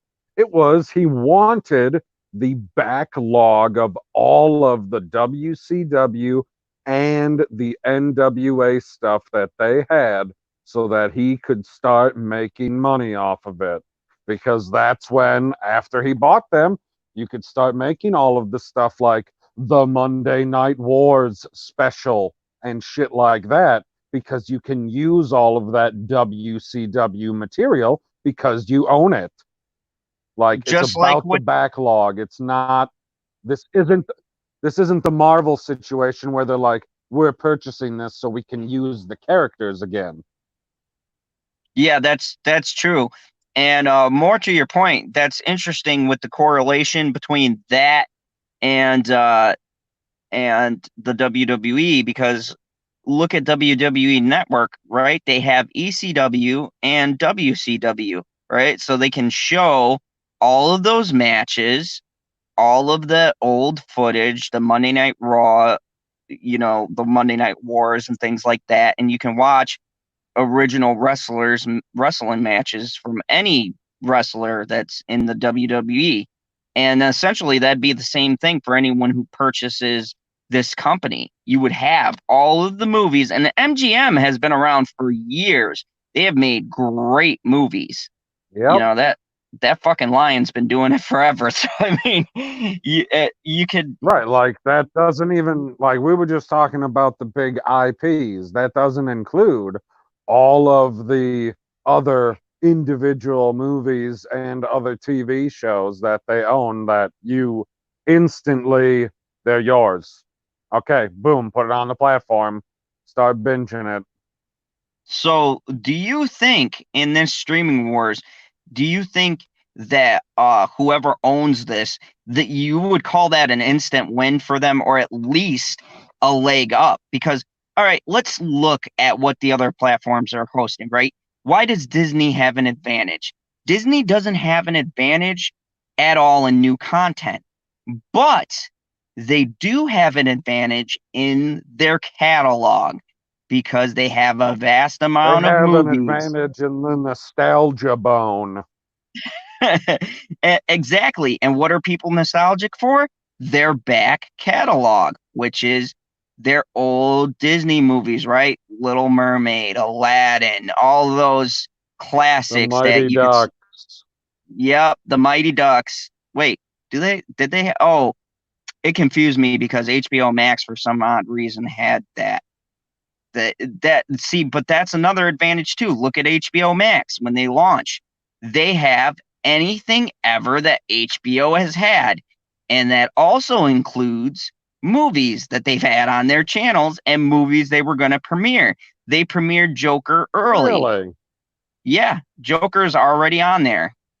So, I mean, they got I didn't Parasite. realize that they had it set up that if they had a movie on their channel at any point in the past, they were going to be able to continue to put it on their streaming service, because that's Yeah. fucking wild. Yeah, because some of those movies have like their thing too, and I didn't know that until I saw Perp's review. Go check out Perp's channel, but they had stuff that they used to fucking show at night, and they pulled it, because more movies come or whatever. They gotta make way for the new movies, but they've had some older stuff that they used to show. Like they had fucking what were me and the girl looking at? Demolition Man was on there. Like I was Great like, movie. Yeah, exact. But that's the point, PB. That's the key. That's the advantage, right? Because people are only going to want to watch new shows and keep track of new shit for so long, right? Sometimes you're just talking with a friend and you're like, oh man, remember that movie that came out back in the day, right? And you go and you look on your phone and see what fucking place is streaming it, because when you look it up, it'll tell you what streaming service has it, right? So you go and you look up a Yep. movie and bam, it's on Amazon or it's on Hulu or whatever. So you go to your fucking streaming service, you look up the movie and you can watch it. It's not like the old days where you'd have to wait for it to come back around. You have to wait 8 or 9 o'clock at night. Right. So this is a big, if one company could have those movies readily available and bam, you know about it, you're looking readily available. And I mean, I guess I didn't realize that with HBO, because I guess I can't say exclusively available anymore if HBO had some MGM movie on there.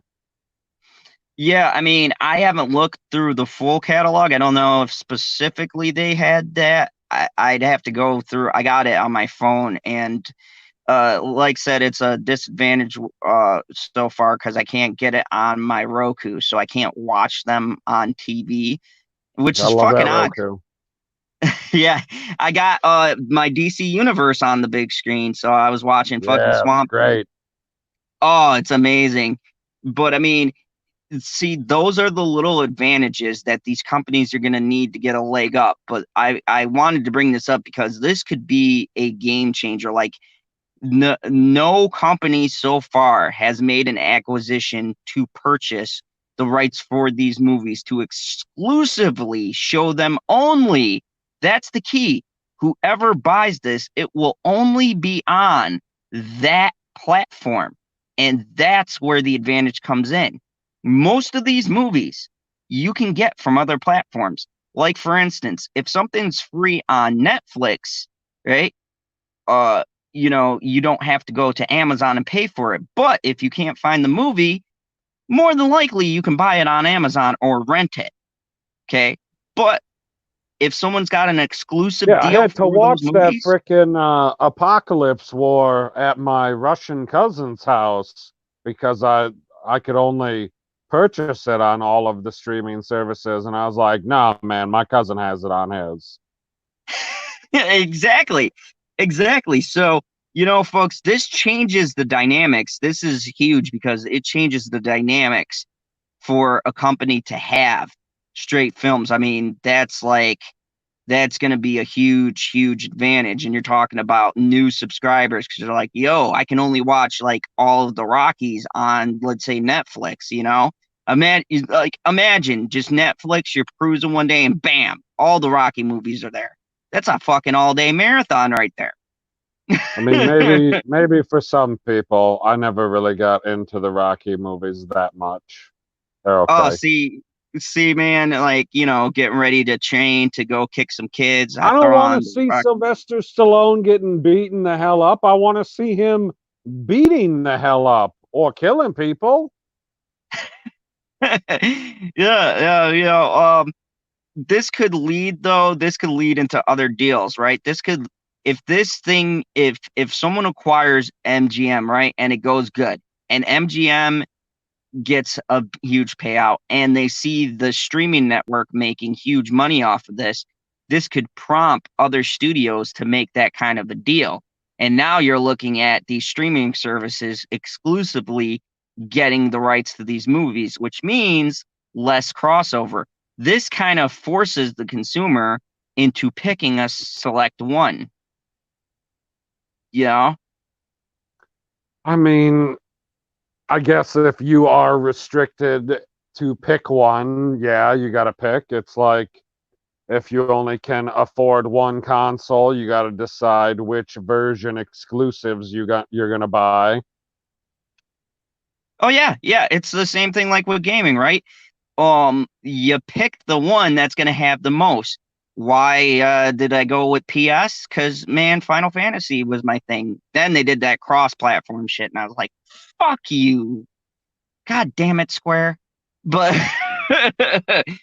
but you know, No, there's square is no. Square is not the button that messes you up. X is the button that messes you up because X is the same, but it's in the different position. So when you're sitting there playing fucking Madden on your buddy's Xbox and you go to throw it to the X button and it throws it to the opposite side of the fucking field, you're like, wait, what just? Oh yeah, that's right. That's not the X button. Fuck. I've had that happen too. But yeah, And big then you news. still win because you're a boss. That's how I roll. We got some more big news though. What's up? Yeah, I just got my show done. Holy fuck, you're back? Yeah. It wasn't gonna be long. So, man, you came in just in time. I We were thought that talking. we were going to end and then join you. Oh. It don't matter. So, But I guess you're running out of hours too. Yeah. But no. I'll be I think my thing's gonna reset by tomorrow or something like that. Oh, okay. Yeah. or you can just be a boss like Zod and get the premium. But Hey, Zod, did you see the trailer for season 4 of Attack on Titan?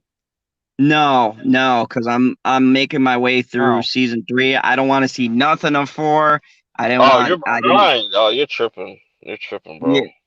Yeah, man. I've been I'm way behind. behind. Yeah, you're tripping too. You're tripping too, PB. You're about to. Yo, you I'm got on episode 1 of. Hold on. I'm on episode 1 of season 1. But I'm saying you got plenty of time because I don't know if this is going to get delayed till like 2021. But either way, it's supposed to come out this fall or 2021. So you got plenty of time to watch just 3 seasons. PB. They're only 20 some minute episodes, right? Yeah, the first season is 25 episodes. Absolutely. The second season is 12 episodes. And the third season is 22. Yeah, so not that bad. It's not at all. Like you like literally by the time you watch that, you'll be done it. You'll be like, damn, that was fast. So I was talking about a game changer for Netflix or Apple. One of them is being looked at to buy MGM Studios, their property. Interesting. Yeah, and yeah. Wait. Is the first Child's Play under MGM? Yeah. That's probably why it's not on HBO Max. Because I was like, yo, why the fuck is like the first 2? Yeah, not the first 2. I mean, Child's Play 1 and 3 on there, but there's no 1. Yeah. So find HBO out real quick, like HBO Max might. HBO might try to buy. Warner Brothers might try to buy that shit. Yeah, but here's the thing. you're talking I about just the read original one, right? Yeah. But I was just reading the article, and they said MGM is eyeing Netflix or Apple. Those are the 2 contenders. But Warner Brothers and CBS are in the discussion, but they really want Netflix or Apple. If they're smart, they go with Netflix. Duh. I was saying, and we were just talking about this. From your perspective, how big of a game changer is that if Netflix gets an exclusive catalog? Yeah, that'd be crazy. Or just MGM films and stuff like. Yeah. I don't see them going to Apple because it's like Apple. I don't know what their subscription base looks like right now. Yeah, But it like says AMC, that Child's Play was distributed by MGM. that makes sense. Makes sense now. Yeah, so I mean, it's going to be interesting. This we're talking about billions of dollars at play, so it'll be interesting to see where it all falls. But Indeed. yeah. And did you know the screenplay was written by Spider-Man? Oh, interesting. It's three My, people, and one of them is named Tom Holland. it's funny. So, uh, yeah, I'm gonna kind of rush along because I got two left, and fucking 4 o'clock comes quick. So, the next topic that I got for y'all, we're keeping it in the multimedia again, and this is about all of our favorite people over at Google. Fucking Google. So Google reportedly rescinds job offers for thousands of contracts and temporary workers. This comes to us from CNBC.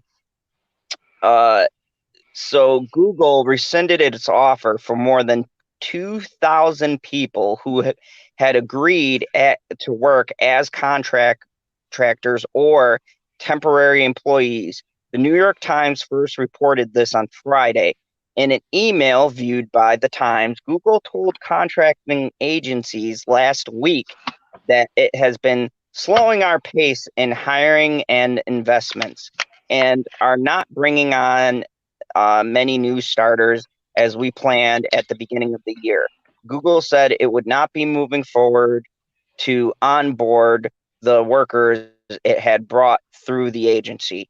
A Google spokesman would not comment on the details in the Times report, like a number of contractors whose offers were rescinded, but said in a statement, as we've publicly indicated, we're slowing our pace in hiring and investments. And as a result, we will not be bringing on any new people full-time and temporary as we planned at the beginning of the year. We are continuing to hire in a number of strategic areas. Last month, CEO Sonder, I'm not even going to attempt that last name, acknowledged to employees that hiring and investments would slow as the corona pandemic created uncertainty for businesses across the industry. In the memo, Saunders said Google added 20,000 employees in 2019 and had planned to do the same this year. At the time, they had brought on 4,000 new employees and 1,000 more were scheduled to start, according to the memo. A spokesperson told CNBC at the time that Google would be maintaining momentum in small number of strategic areas and onboarding people who've been hired but hadn't started yet. Later in April, a global director warned budget cuts and hiring freezes in its marketing department, according to internal materials obtained by CNBC. Google's reported decision to rescind the offers from contractors and temp workers once again draws attention to the vast portions of the company's workforce that does not enjoy the same benefits and protection of full-time employees. Such workers, commonly known inside the company as TVCs, temporary vendor and contractors, make up less than half of Google's roughly 3,000 person workforce or 300,000 person workforce, but their deferential status has been highlighted periodically in Google's history, like in April when Google told contract workers they could no longer access skills training tools reserved for full-time employees. Still, Google has made some concessions to contract workers during the COVID crisis. Google moved to extend contracts for temporary shift whose work was about to end during the crisis by 60 days.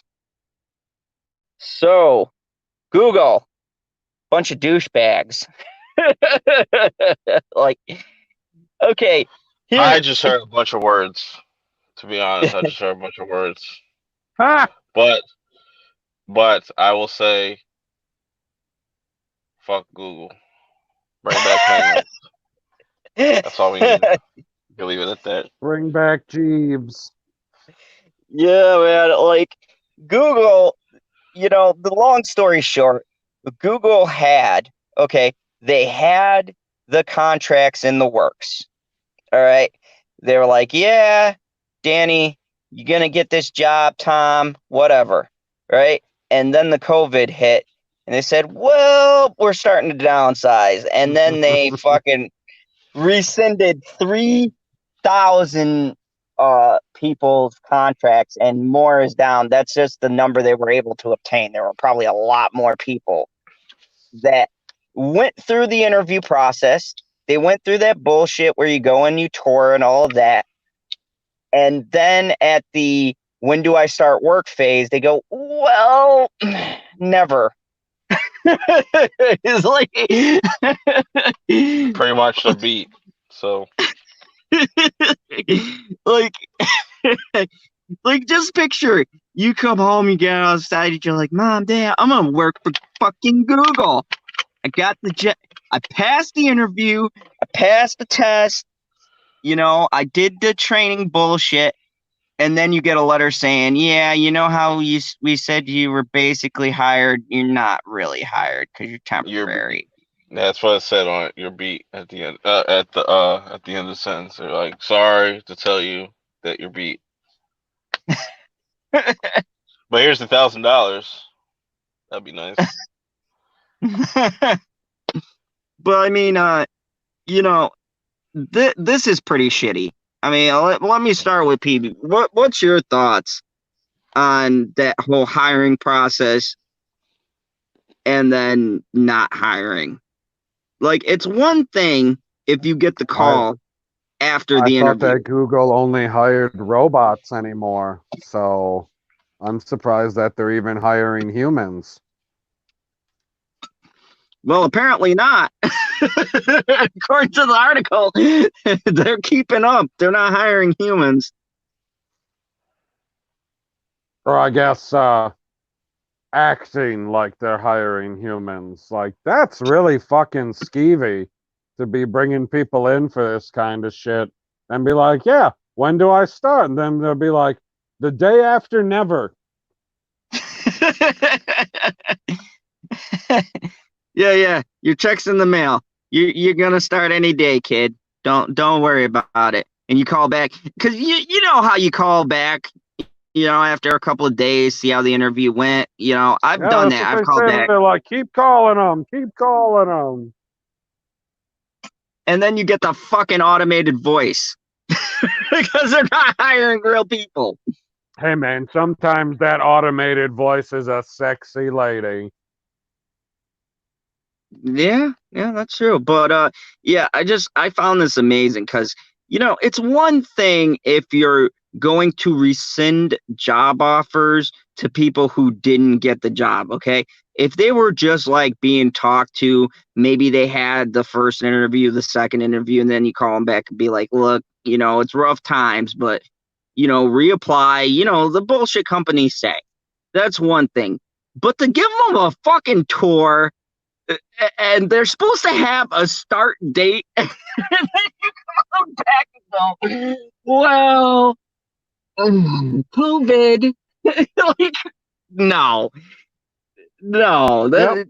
It's like, oh, past the interview, when's my start date? And they're like, oh, it must be a mistake. They didn't fill in the start date. So you call them up. They're like, when's the start date? And they're like, call us back tomorrow.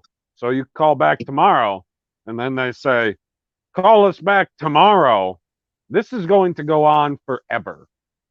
I mean, it's just, oh man. And this and this isn't the reason why I bring this up is because this isn't the first shady thing that Google's ever done. They've done a lot of shady shit. This is just one in a long line, and I still don't understand how the fuck they're a company.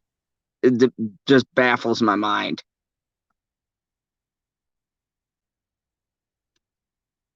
So you're not the only one whose mind it baffles. I mean, allegedly, these are supposed to be the best and the brightest in Silicon Valley, but they don't know how to not hire a person.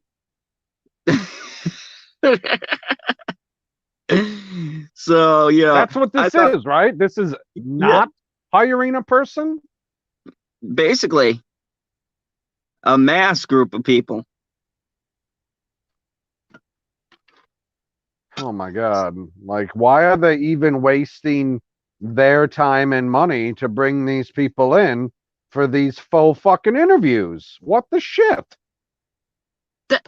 That's my point. Like, not just the interviews. I mean, according to the article, mention wasting your fucking time and money because you drove to the interview to think that you're getting a job at the almighty Google, but in reality, they're just acting like they're still hiring people and ain't nobody getting hired for nothing.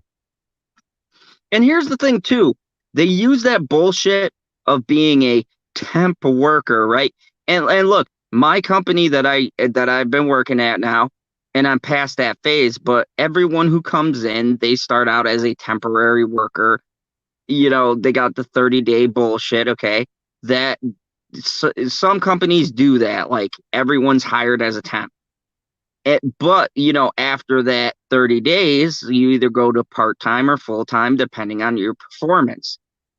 And so, I understand. Time.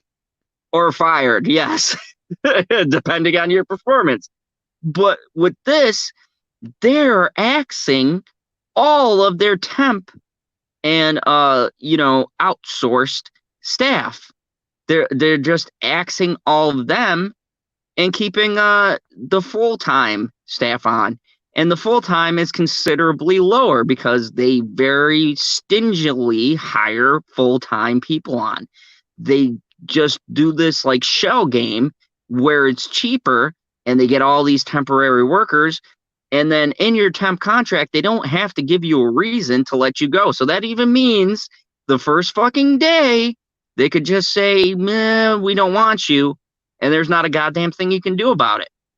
And, I'm not all for the championing the temporary work. I've seen a lot of shitty deals with temp workers before. But at the same time, you do have good people who fall through the cracks because they're just temp, and you lose this amazing person, and you keep the same shitty full-time worker who's been there forever, so they know the company's not going to get rid of them. And that's what you're probably dealing with. You gotta love quality nepotism.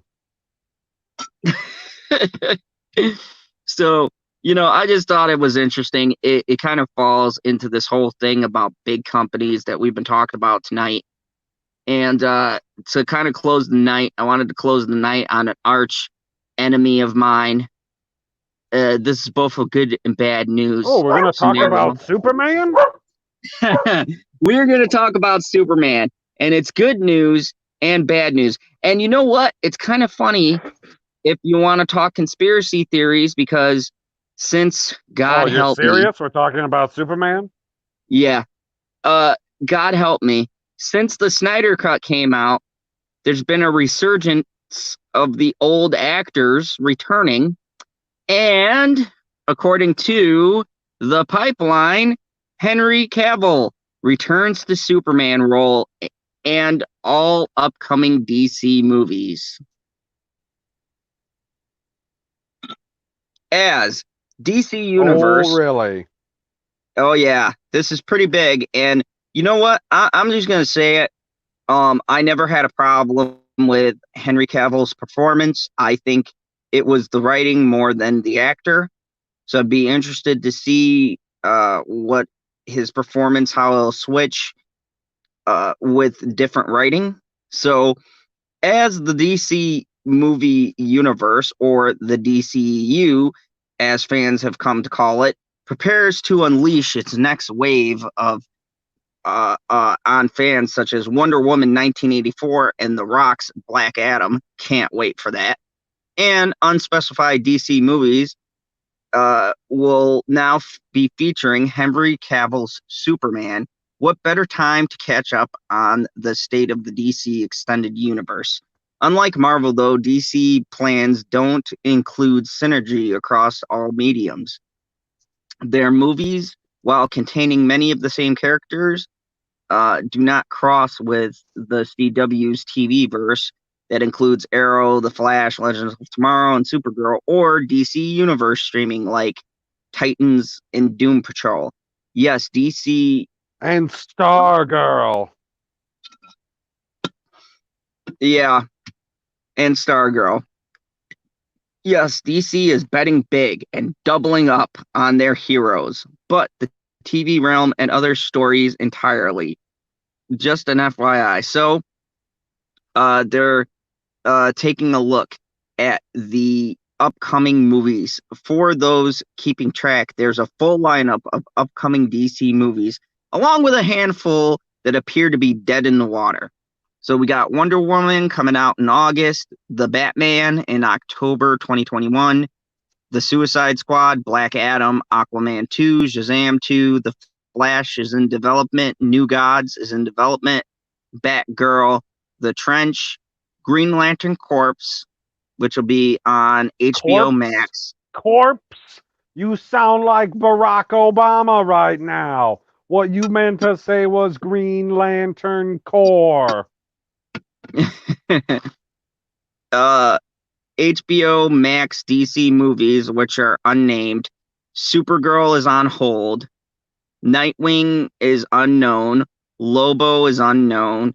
Cyborg is unknown. The Superman reboot is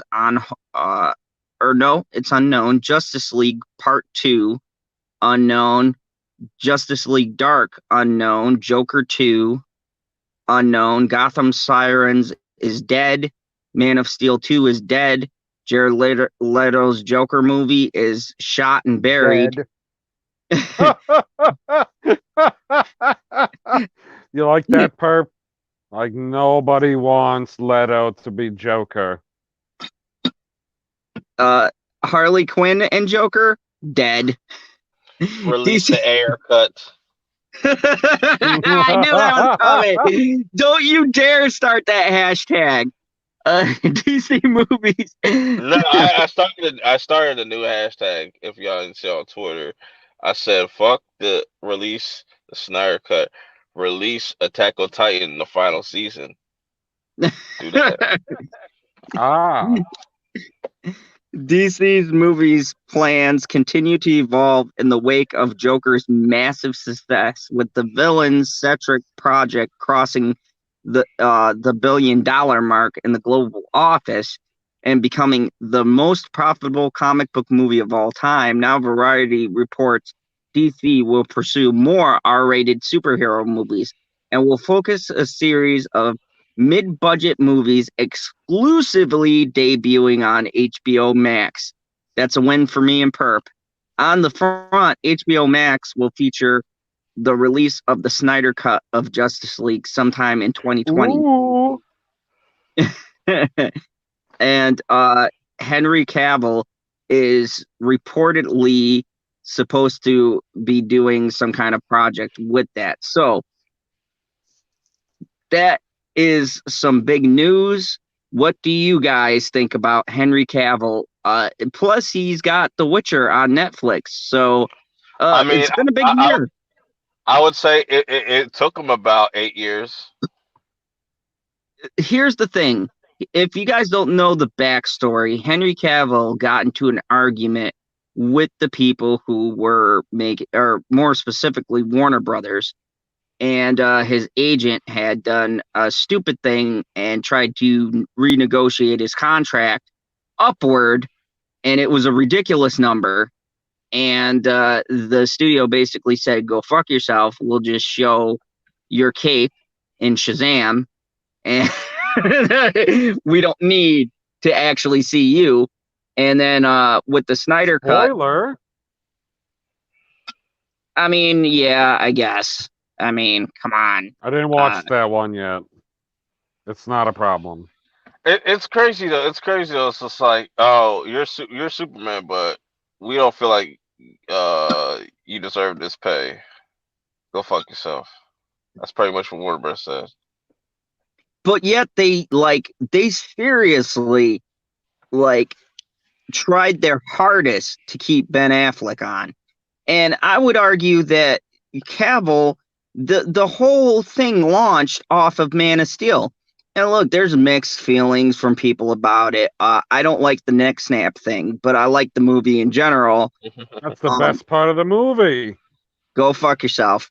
I like the movie in general, but I think that it's like the Arrowverse, right? That movie Yeah, of essentially course you would launched. like that movie in general. You're like, see, I told you Superman's a dick. Yeah, exactly.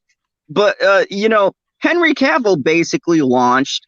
He was the DCEU's Iron Man. He launched the DCEU and all of the movies that would follow.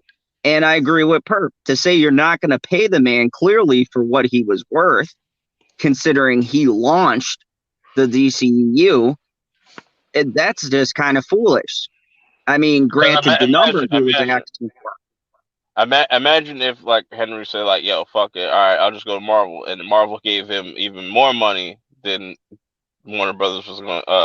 That Warner Brothers declined. Like that would have made them look real bad. Oh yeah, I totally agree.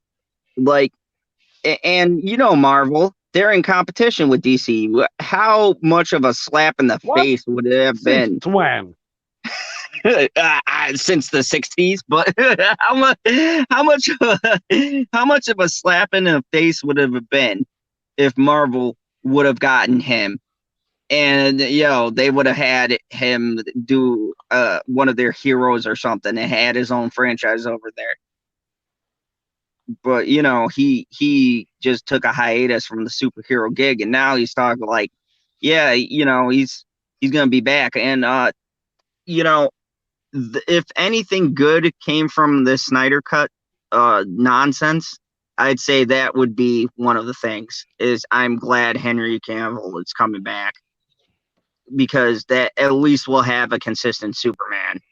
I'm fucking tired of them swapping out. I'm scared for what their next pick was going to be, because there was some ridiculous names being thrown out there.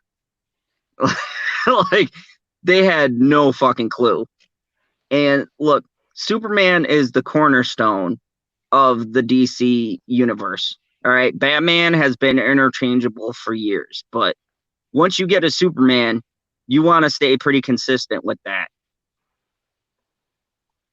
So, I mean, that's my Batman's feelings. interchangeable? Yeah. I mean, we've had several Batmans, and they've been pretty good. I don't have a problem with Supermans. Yes, but the Supermans generally tend to stay on for a while. I mean, you had Christopher Reeves, right? How many movies did he do? Yeah, like Brandon Routh. He did a solid one movie, Brandon Routh. Yeah, I try not to remember that movie. That was a rough time period. That was a rough one. You know what I'm still waiting for? Not bad. That movie's not that bad. Yeah, that's debatable. But, I mean, I'll give them one thing. The Lex Luthor was 20 times better. Okay? Hashtag replace Lex Luthor. Yeah, Kevin Spacey. Obviously, someone who is a pedophile is going to be able to play a supervillain way better than a string bean. Who's not opposing whatsoever. But no, I think that this is a great move, and I can't wait to see where the universe is heading. And we got some exciting times coming up. It's getting very competitive. DC's making some interesting moves. Marvel's making interesting moves. Is it a coincidence that Henry Cavill heard that Zack Snyder is going to be getting an extra $30 million, and he's like, hey, I'll take some of that cheddar? Oh, slapping on another $80 million now. They might as well just give Zack and Right, he's like, everybody. I'll come back and I'll redo a couple scenes for your Snyder cut. You just gotta Like pay they me. should I just know you got the money. they should just give him the Zack Snyder stimulus package and just give him $100 million and be like, do whatever you want with it. Yeah, here's the interesting thing. The buzz around this Snyder cut is such that I just have a feeling that thing's going to do gangbusters. And that is why you saw on the movie list Justice League 2 status unknown, because they're waiting. And when this shit drops, and I'm just going to predict, there's going to be a huge viewership for this. We all know this. How many fucking idiots have we had to deal with across the internet with this stupid shit? They'll turn out. I mean, those Zack Snyder fans are a different kind of breed. They'll be there with their fucking Zack Snyder shirt. Well, I know you got geniuses out there like Fatal J saying stuff like, "Oh, well, you say the Snyder cut is trash, but you're still gonna watch it." I was like, I watch trash all the time. I just watched a movie called 420 Massacre. It was fucking terrible. Yeah, here's the thing. Buzz and all of that is going to keep this thing in high numbers, because all of the people who hate Justice League are going to watch it just to debate all of the people who like Justice League. Wait, I have a question for PB. PB, are you listening? PB? Yes. Is PB dead? What's the question? All right. What's the question? If you had a gun to your head, right, and said somebody had told you you have to watch two movies. These two movies, one being Rise of Skywalker or Justice League.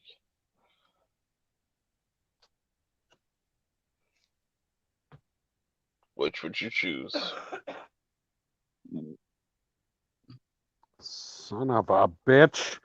You know what the real problem is right now? The internet cut out, and I only heard one movie that you titled, which was The Rise of Skywalker. So I'm going to need you to say that again. Rise of Skywalker versus Justice League. Which one do you pick? You have a gun to your head. I'd say more Last Jedi or Justice League. Or no, because The Last Jedi is compared to BVS, right? Well, yeah, kind of. I was gonna switch it up. I was gonna say you want BVS. It's between The Rise of Skywalker and Justice League, and I have to decide which one I'm going to watch. Yes, before getting your brains blown out. Yeah. Last thing I guess I'm watching Justice League. That's the last thing you're gonna see? I mean, if those are my only two options. All right, here's another one. A dude's about to blow your brain out. He said you only have one movie to watch. You gotta watch Last Jedi or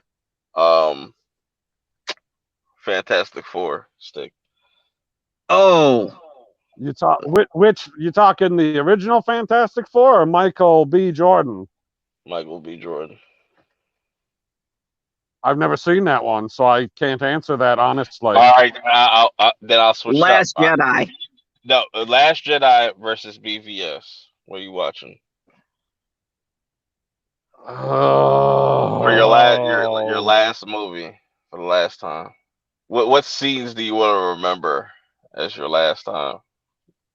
No, you've set that up exactly backwards. It's which scenes do you not want to see right before you get your brains blown out?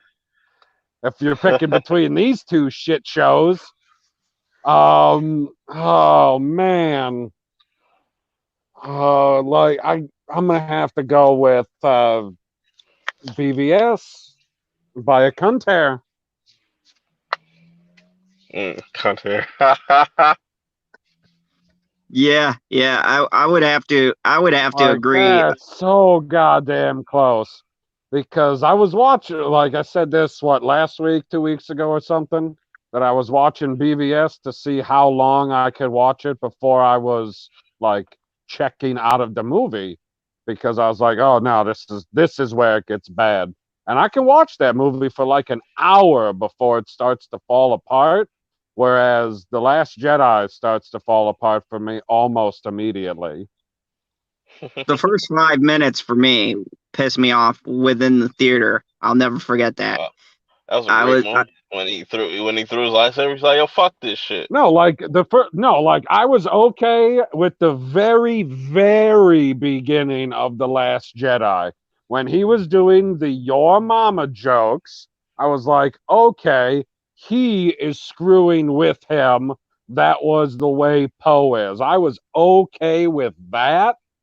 I wasn't okay with the way that their fucking space battle played out. I was like, what happened to your bombers? Why do your bombers move slower than fucking molasses? What the hell is going on? This is supposed to be a spaceship. Ryan Johnson, you fucking idiot.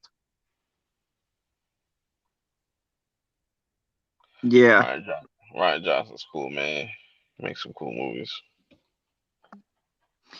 Yeah, I so mean, no. yeah, it's I've never that watched was a any of pretty his other ones. Did I never seen Looper? I'm never going to see Knives Out. I've already played Clue. It's better than Clue. nah. Let's Yeah, not yeah. get crazy. How can it be better than Clue? When I'm playing Clue, I'm part of the mystery. When I'm watching the movie, it's just watching Captain America play Clue. Kentucky Fried Chicken, whatever he said. Oh, KFC, CSI, whatever. Yeah, that was the best part of the movie for me. That's a funny line. Detective, whatever the fuck. Yeah, he was Daniel Craig's character held that movie up for me. If it wasn't for him, I'd have been out. I'd have been out halfway. No, a great movie does not give away. You should not be able to solve the fucking mystery before they do the reveal. I'm sorry. That was the whole point of the movie, though. No, because most people didn't solve it. I was pissed because I'm intelligent enough to put it together. You didn't see that twist coming at the end, though. Yeah, I did. No, you didn't. That was the thing that pissed me off about the movie. I didn't know every detail, but I knew exactly who it was. And I knew the only thing I didn't know was the how. But the how was so simplistic that it was just pointless. He built up this big, convoluted fucking mystery that was, in essence, simple. It was dope, yo. PB's gotta watch it for himself, yo. Because you gotta watch Zod, yo. You know what I'm saying? Because you gotta remember, he gave Black Panther a 7, but it's trash. Just keep that in mind, people.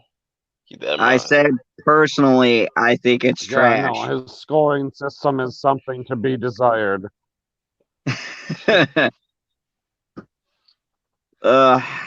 anyways, I'll start to wrap this up because fucking 5 o'clock is coming around the corner. So, but yeah, you know, it's been awesome talking about these subjects. And don't forget, me and Stevie J at 3 o'clock on Sunday are gonna have our movie talk. So definitely be there. We're gonna be going back and forth on a debatably good movie. We'll see. It'll be interesting to see where we land on this movie, because it was a very interesting movie to watch. So definitely check that out. I'm gonna go down the line here. Everyone plug the channel, do your thing. Let's start with Mr. 1K Perp Minded. Yep. It's Perp Minded. subscribe, or die. Okay. Oh, damn. I was That's not aggressive. expecting that book that short. Wow. Well, thank you, Perp, for not fucking around tonight. And Knives Out is a great movie. Don't listen to Zod. Look, you know, what do you want from me? I gave it a decent score. I just don't like a mystery I could solve right away. His sequel better be fucking more complicated. I don't want to know what the Wait a end minute, of the wait a minute, movie wait a minute, is. wait a minute, wait a minute, wait a minute, wait a minute, wait a minute, wait a minute, wait a minute. I have a question. Because it's gonna be a funny answer. If you answer this, it's gonna be really funny. Do you watch Pretty Little Liars? Yeah. Okay, that's all I need to know. Yeah, man. Continue. What the hell was the I'll question? tell I said, does he watch Pretty Little Liars? He talk about simple mysteries and Never seen it in my life. Hey, trash. LB watched it too. We both agree. It was good until the end. Kind of fell apart there, but them bitches had secrets, man. No, that's whack. Crazy. Trash. Debatable. Anyways, the co-host, the commander, the person who pretty much just about keeps me in line, Mr. PB. Tell us about another great episode of Stargirl you'll be reviewing with robot cars. Yep, I'm gonna do another review of Stargirl when it comes out, and then my review will be out either Monday night or Tuesday night, whenever I get around to, recording myself and putting everything together. And then on Profits of Geek Culture, I'll be putting out a video talking about how Zack Snyder lied to all of his fans and haters, because he lied to everyone, because he doesn't know how to keep his own story straight. Like, how you going to tell me that you were sent a copy of the Justice League, but you ain't never watch it, and then you tell me that I've seen roughly 25% of your work? But whatever, that'll be for another time. And to be a little opposite of Perp, subscribe to my channel to survive, not die. Oh, but if you're a real warrior and you want to die and go to Valhalla with the real people, come over my channel. You know what I'm saying? Oh, we've started the streaming wars here tonight in the fandom zone. I don't watch Vinland Saga. Sorry. But you caught the reference, so good on you. We'll convert them yet, Perp. There's still hope for this one. But yeah, you've been here in the Phantom Zone. Thanks, everybody. I got a lot of stuff coming up. I'll be doing a mobile gaming video. Shut up, everyone, because I already know. Perp's gonna say mobile gaming's trash. No, I was He's gonna gonna say be like, another $100. I was gonna say no, another $100. Damn. yeah. Oh, God damn it. I will show you what $100 unlock has done for me. Gold League right here. Got you some slippers, some Iron Man slippers. Hey, Herp, you would be proud. It's on an anime game, Seven Deadly Sins. I got that Escanor unlocked. I don't know what that is. Get my Seven Deadly Sins. Oh my God, you're hurting my feelings I here. only Go watched to the first. Netflix. I only saw the first season, and I was just like, nah. I said, Oh man, that show was fire.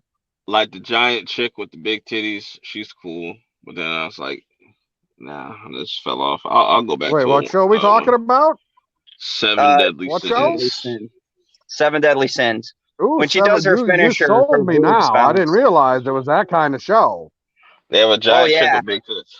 Yeah. Yeah, and she tries to shrink herself down, but when she grows into a giant, she does this move and her breasts just be flopping all over the place. It's amazing. And in the game, they have a cutscene, and the physics is spot on. What platform is this on? Netflix. It's called The Seven Deadly Sins. Definitely check it out. But I got the game Grand Cross, and there's a character who is a staple for your teams, and I will tell you how to use them and how I spent a ridiculous amount of money to max them out, but well worth it. Number one in my crew. Save your money. Yeah, save your money. Zod's a terrible example, but I'm a dictator, so I can afford it. Yeah, I'm gonna show you my new picks. In Marvel Strike Force, just unlocked the newest character from the Black Widow movie. The Black Taskmaster. Oh my god! Oh my god! Yo, I'm clipping that. Oh god! What time was that? Somebody clipped that and said that to me. Oh my god, that's going in the highlight reel right there. I'm clipping that. Oh fuck! From the Oh Black fuck! movie. You should have been here earlier when he was trying to say fucking John Krasinski. That's hilarious. The Black That Widow was funny. movie, and we're done for the night. I just unlocked Taskmaster. God damn it.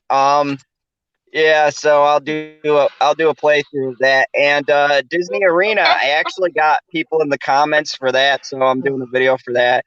For the Prophets of Geek Culture, I will be doing the first 6 episodes because it's 13, so I'm going to break it up 6 and 6. I'm going to do part 1 of the Harley Quinn show, and then part 2 will be out when I finish watching the rest of it.